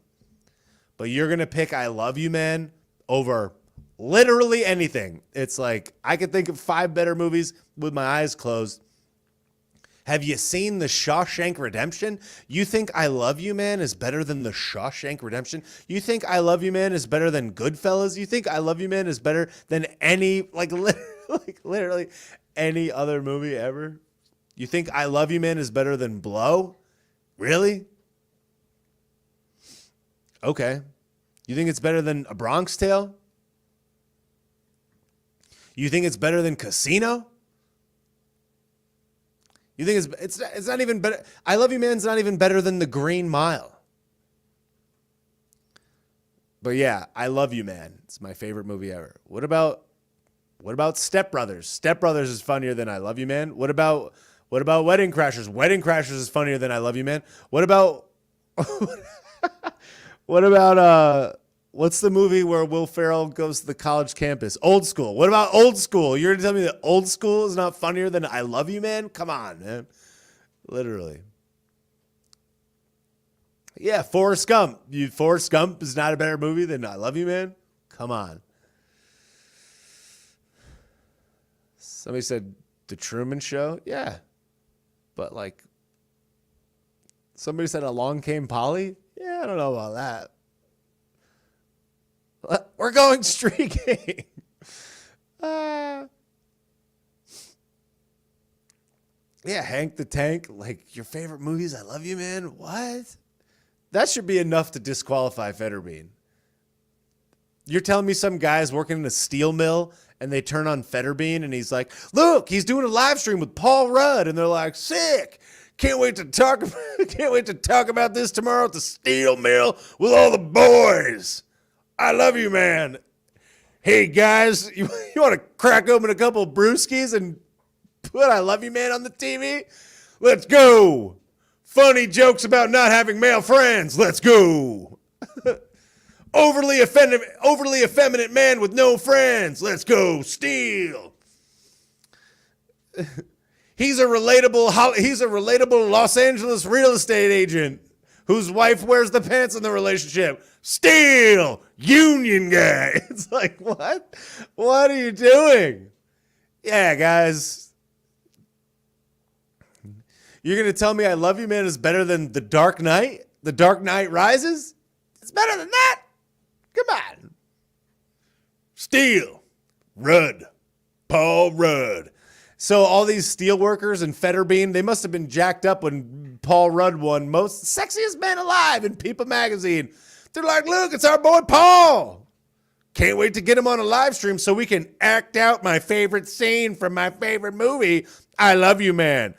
Look, it's me, Fetterbean, having my Make-A-Wish call with my wife in front of a brick wall because I am relatable. I'm made of steel. I have a brick wall like a steel man.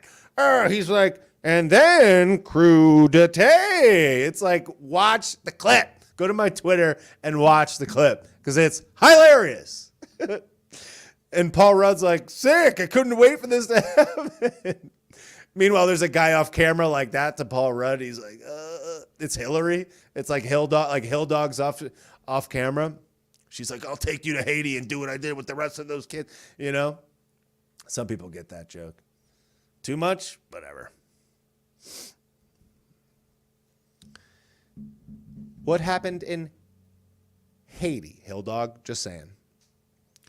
What happened in Haiti? Some people know. Some of the based people know what I'm talking about. Hey, oh, dollar bill fences and Billy Clinton went down to Haiti with a bunch of money. And what did they do? They're like, oh, an earthquake-ravaged island with not a lot of resources. Let's fly our private jet there. And it's like, what occurred there? I don't know. They're like, poop stain. Meet us in Port-au-Prince. And he's like, got it. And then Kevin Spacey's like, it's time to saddle up and ride. And then, okay. Look, Kevin Spacey's a dirt merchant, but you're going to tell me American Beauty is not a better movie than I Love You, Man? Come on. What happened in Haiti? What happened in Haiti?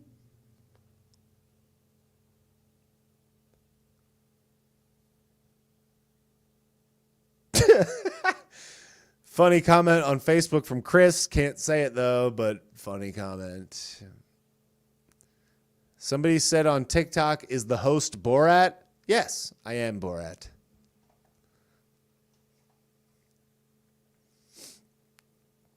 When the I love that meme where it was like the FBI walking into Mar-a-Lago and they were it was Borat and he's like, I have a chair, I am the king of the castle. Yeah. It's like, yep, extremely accurate. What's up, Sydney, Australia?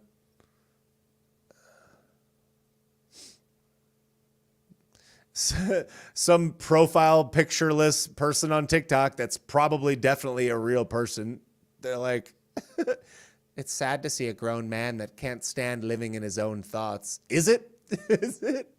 Yes, I'm living in my own thoughts. That's why you're here, to live inside my thoughts. The meatloaf is ready.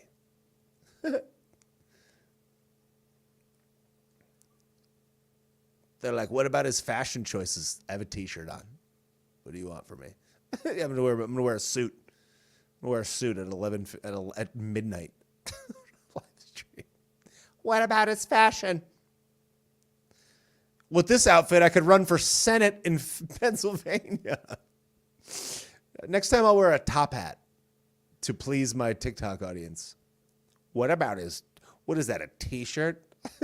Yeah, it is. It's my own t-shirt. It says ban crime.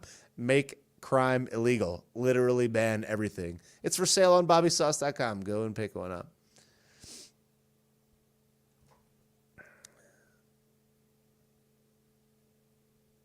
Oh, they were making fun of Fetterbean, not me. Okay, cool. All right.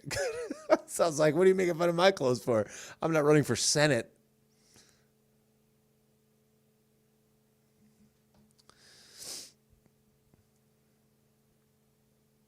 Somebody said, would you be a leftist? Somebody just said this. An allegedly real person that's definitely not a bot on TikTok just said the following. Would you be a leftist if it would give you as much attention? Bro, have you ever been on social media? Do you know how much attention leftists get? Did you watch the Now This Politics with the other 4 people that watched, one of which was me? Did you watch how much attention these people get? If I told you that you could be a giraffe if you just think it into existence and you force other people to call you a giraffe, and also you're a cow, and if you don't moo at me that it's hate speech and violence, and then if you flip upside down and dice off your Pen 15 and let Big Fouch drive a pickup truck into your Dirt Star, that you'll be saved from the magical, mysterious, poisonous air, then you know how much attention I would get from that? I'd be a freaking millionaire. You know how many more followers I would have if I espoused leftist ideals? I've been getting my live streams blocked on TikTok for saying objective, true facts and getting them labeled as hate because I'm literally saying jokes because I'm a comedian. I'm like literally speaking literally actual verifiably true facts and jokes, and my account gets banned and threatened constantly. My videos get suppressed for wrongthink if I use the wrong hashtag that misaligns with the mainstream elitist agenda that wants to destroy the planet. On Instagram, I've been demonetized. On Facebook, I've been demonetized. My videos have been suppressed, canceled, deleted, and removed from every major platform. Any video on any of these accounts, including Facebook, Instagram, YouTube, and TikTok. I've had more videos removed from TikTok than I can even remember. I've been banned on TikTok from going live a number of times for literally nothing. I've had videos removed on Instagram and on Facebook and on YouTube. I've had my accounts flagged for a number of different reasons. It's like I've had products removed from my store on Shopify. Would I do this if I could get more be leftist, if I could be more popular? No! Of course, I'm choosing the more difficult route. If this is about popularity, I certainly wouldn't choose these ideals. Some people care a little bit more about that's the thing. When your mind exists in one realm, you can't fathom a person that lives outside of that realm. People think that we're doing this for popularity or for fame. You think I could care less about fame. What I care about is telling the truth. What I care about is the people of the planet, including myself, my family, my potential future kids, if I would be lucky enough to have them, my cousins, my nephews and nieces, and all the people that are related to me. I care about the lower and middle class. I care about the truth. I care about the country. I care about police officers, first responders. I care about the American workforce. I care about the American taxpayer. I care about business owners and entrepreneurs. I care about people that got bamboozled by college. I care about the future, present, the present and future children of the planet that are not getting told that they're bad because they look a certain way, or that they can just chop off their Pen 15 and take a mysterious potion and it'll prevent them from the thing that'll naturally happen to them anyways. I care about people. I care about the future of our nation. I care about the freedom and health and sanity of the people of the planet. And this happens to be the outlet that the marketplace rose me to the ability to be able to talk on, that I can turn my phone on at midnight and talk for 2 hours to 500 people, and then it will go out to 10,000, 50,000, 100,000 people after the fact. And then they'll buy shirts and start conversations with other people, and they'll buy badges and make donations so I can make more of that content, and they'll share it and repost it and use it to wake their other friends up. And then they'll take complicated arguments that I've digested into a funny and entertaining way that I've put into this digestible nugget that they can share with their friends, coworkers, and family members to let them know that they're more than what they see just above the surface, that they're actually thinking about and caring about the other people of the world, much like all the rest of you that are on the stream do, with the exception of very few, probably mostly on TikTok. We're not doing this for fame. It has nothing to do with fame. It has everything to do with trying to grow the platform and grow the amplification of a message that we believe is right for humanity and the world at large. And I am doing this because it has found my way to people like you that could potentially have your mind changed if they were to be possibly shown something that goes a little bit outside of their worldview. Maybe because they have a limited experience in literal earth. Maybe because they never owned a business and realized how challenging certain aspects of that business were because of the politicos. Maybe a person that didn't want to get a mysterious potion and lose their career and their job as a result of it. Maybe a person that wasn't invited to their family's Christmas dinner because some bridge weeble, Dr. Fauci, the highest paid government employee ever, made blunder after blunder and flip-flopped on every single possible thing. Maybe a person that maybe woke up one day and understood that their elderly parent or grandparent had to sit alone and die alone in a nursing home because of some BS policy that said that the air was poison, that made people hug each other through a plastic film. Yeah, I'm doing it for fame, psycho. What's wrong with you? Yeah, I'm doing it for fame. I'm doing it to pick up some fame, guys. Just out here accumulating fame, you know? The easiest route to fame would be the opposite of what I'm doing right now. The literal opposite, but all right. But yeah, I'm doing it for fame. Got it. It's like, okay, sure. It's all for the fame, guys. That's why we're all out here. Yeah, it's the same dude. The right-wing pipeline is the easiest. Dude, who hurt you? Yeah, it's so easy. It's so easy. I have to spend my time getting radical comments from somebody that has no profile picture that is like currently waiting for the meatloaf to be done. Ma, the meatloaf, literally, it's ready.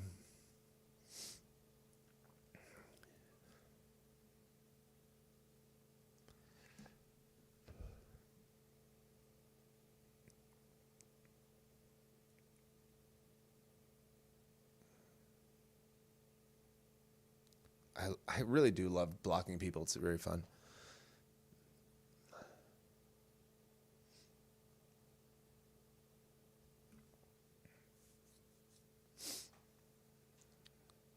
Yeah, somebody said I could put on a I gotta put on a wig and a rant and lipstick and have 3 million followers in 3 weeks. That's actual factual statements.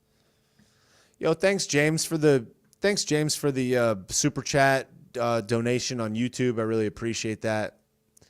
James said, "Thank you, Bobby. Most of my family and friends refuse to wake up. It's heartbreaking." Thank you so much, James. I appreciate that. And yes, it is heartbreaking, but that's why people like me and so many other creators try to make digestible content so that it's easy to share and wake those people up. Because generally speaking, I think that we're in a spiritual and I guess you could say like an intellectual, not even intellectual. We're in like a spiritual and mental, I guess I don't want to overuse the language, but like a battle of the mind. And it's the people that are spreading the ability for people to think more independently outside of the mainstream narrative that ultimately, I think, help to save the world. And that's why all of us, most creators that follow this path, are doing it. Because it's like, we genuinely believe that if the marketplace wants our voice to be amplified because they want our message to be amplified, then we should be giving that to the people. Look, a lot of people that have been here from the beginning know my story. I was a web developer for 13 years. I made an Instagram video one day because I was frustrated after the first night of the DNC. I was like, that was the most preposterous thing I ever saw. I made the video. I thought it was funny. I didn't think much of it. I woke up the next day. It had 65,000 views, and I picked up 5,000 followers overnight. I had 900 or 1,000 followers at the time, and I 500x'd, I 5 times my follower count in one day. So I made another video. The second video got 55,000 views overnight, and by the end of that week, I had over 10,000 followers. So I decided to make a video every day into the election. By the time the election came around, I had I think I had almost 20,000 followers. I proceeded to take my web development business, the career I had done for my entire adult life, and put it on the back burner to pursue this career, to pursue this message, which I believed had more altruism and purpose than my web development business did. And as a result, there's now 300,000 people that follow this account on multiple platforms. The podcast has reached several thousand people already in its very short life, less than a month and a half, I believe. There's over 145,000 people, or 140,000 people follow me on Instagram, almost 100,000 on TikTok, 43,000 on Facebook, another few thousand, 3,000 or so on YouTube, another 15,000 on Getter. People want to hear the message. So I didn't ask for this. It just happened because the marketplace said, please do this. So that's what I'm doing.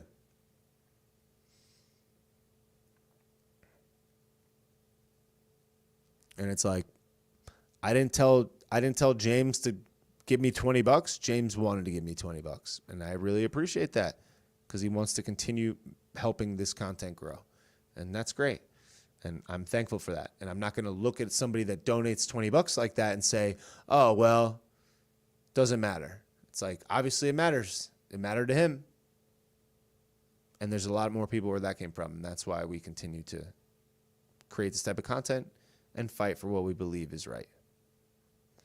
Thank you, Brenda, on Facebook. Said I've watched you grow over a long time. Good work. Thank you.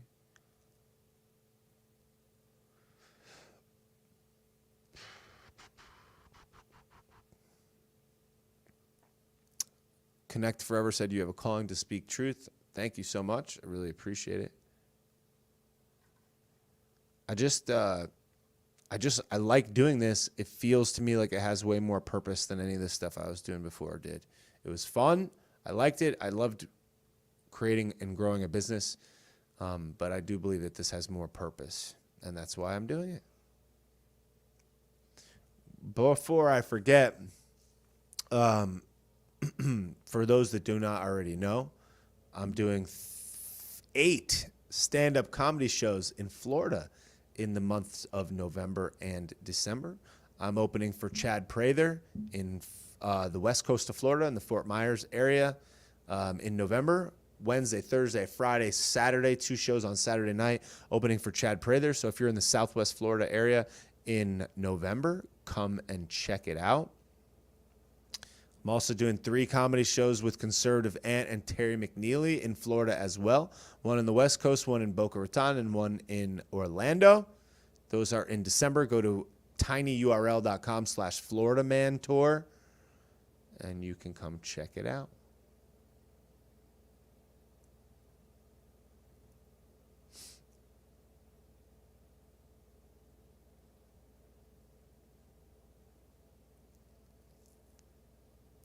Thank you. I'm a pterodactyl. Appreciate that. Comedy is truth. Yes, it is. Appreciate it.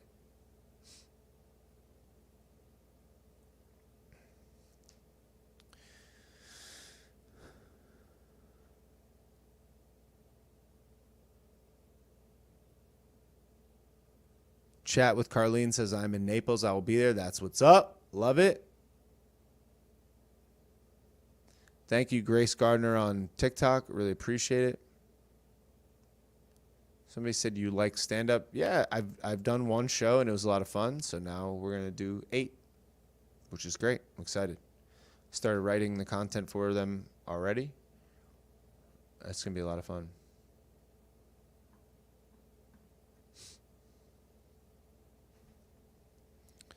Yeah. I love when people on TikTok, it's like, cool, just gonna block you. Don't care. It's like, I really could care less. But yeah, if you're on TikTok and you're gonna keep jamming up the feed with comments about things that you think are really relevant but just aren't, best of luck. I will happily block you, and you'll never exist in my life again. So keep it up. Somebody said, do you think Joe is controlled op? No, I think Joe is controlled, period. I don't know about controlled op. What's he an op of? Reality? Truth? Anything that is necessary? Somebody said, am I still doing real life issues with your stand-up? Yeah, I mean, that's the plan. That is the plan. I saw somebody else bought a badge on Instagram. Thank you so much for that. China. It's only funny if it's true. I agree. Over 20,500 likes on TikTok. That's awesome. I'm a pterodactyl. Somebody said, how do you get all the comedy gigs and go on tour?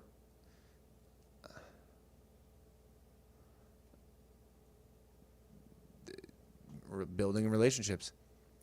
Somebody said, I don't know about you, but I've never been on an airplane with open windows. Same, agreed. An interesting message that I'm surprised more people don't understand. They're like, yeah, the passport just fell out of the window, guys. Sure it did. Sure it did. Let's end it with 2 words. Made in America. Agreed. Ryan Big Ray says, are you ever bringing back the techno music in the background? No, I'm not bringing back the techno music in the background because my account started getting flagged for copywritten material. So if one of the audio tracks picks up a song from one of the feeds, then I can't. Then it demonetizes the entire stream, and it also limits the ability for the stream to appear in certain countries, and then it just creates a vulnerability and a liability later on where the content could be removed. So like Spotify, for example, which is where I post all my podcasts, as well as Apple Podcasts, if they find a track that's from some mainstream, like a Warner Music Group artist, it gets flagged, they could take the whole podcast down. So I got a 2-hour podcast spitting nothing but hot, steamy facts, and it gets taken down because there's a snippet of some song in the thing. So trust me, I dislike that I can't listen to music during these live streams. I don't know if I can make it 4 hours anymore because of that reason, but I can't have any music playing in the background anymore, sadly. It's possible that when I just do like an Instagram stream, I might do it again if it's just Instagram, but it just became a vulnerability that made it more challenging. I even have an entry song that plays at the beginning of this Facebook, Instagram, and Facebook, YouTube, and Twitch stream. And I bought the license. I bought a global license to have unlimited streams of this song. And when I post it on Facebook, it flags it for copywritten material and holds the income for 30 days. And the first time one got flagged, I still don't think it's been resolved on Facebook. So I have to file a music licensing dispute for every single live stream that I do that uses this clip that I bought a multi-million play unlimited license for. It's stupid. So it's like now it's like I can't use any audio at all. So it just sucks. But that's how it is. That's the world we're in. It'll get better over time.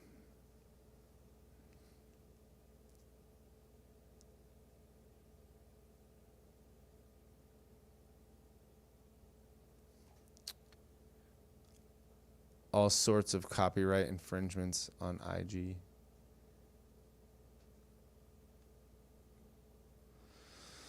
Yeah, the 4-hour bangers were straight fire. I agree, Ryan Big Ray. I certainly agree. I loved doing that. A beautiful moment in time for certain. And I think that it's highly probable that those types of things will come back. One thing that's been weird, which I've been trying to figure out, is my knees have been hurting a lot lately, and when I sit for a long time without getting up and walking around, they've been bothering me. So like even right now, my knees are bothering me from just sitting here. I want to stand up, which is sad.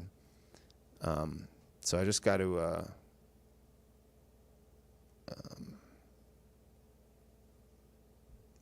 figure out how to resolve that situation as well.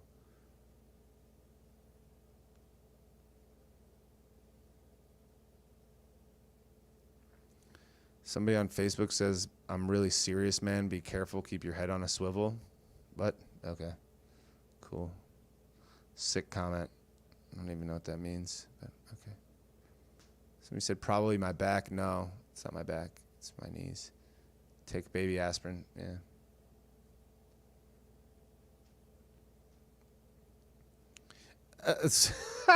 Somebody on TikTok said it's because you're getting old, Borat. Yeah, for sure. 35. I'm so old.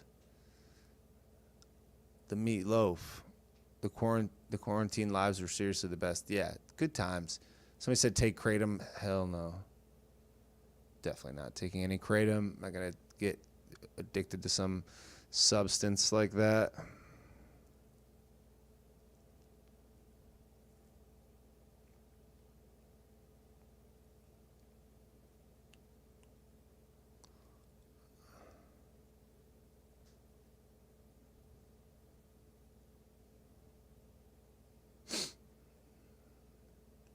Somebody said, I wonder if we can get a group discount on new knees. Yeah, let me know. I would love to do that. You need a moderator? Yeah. Okay.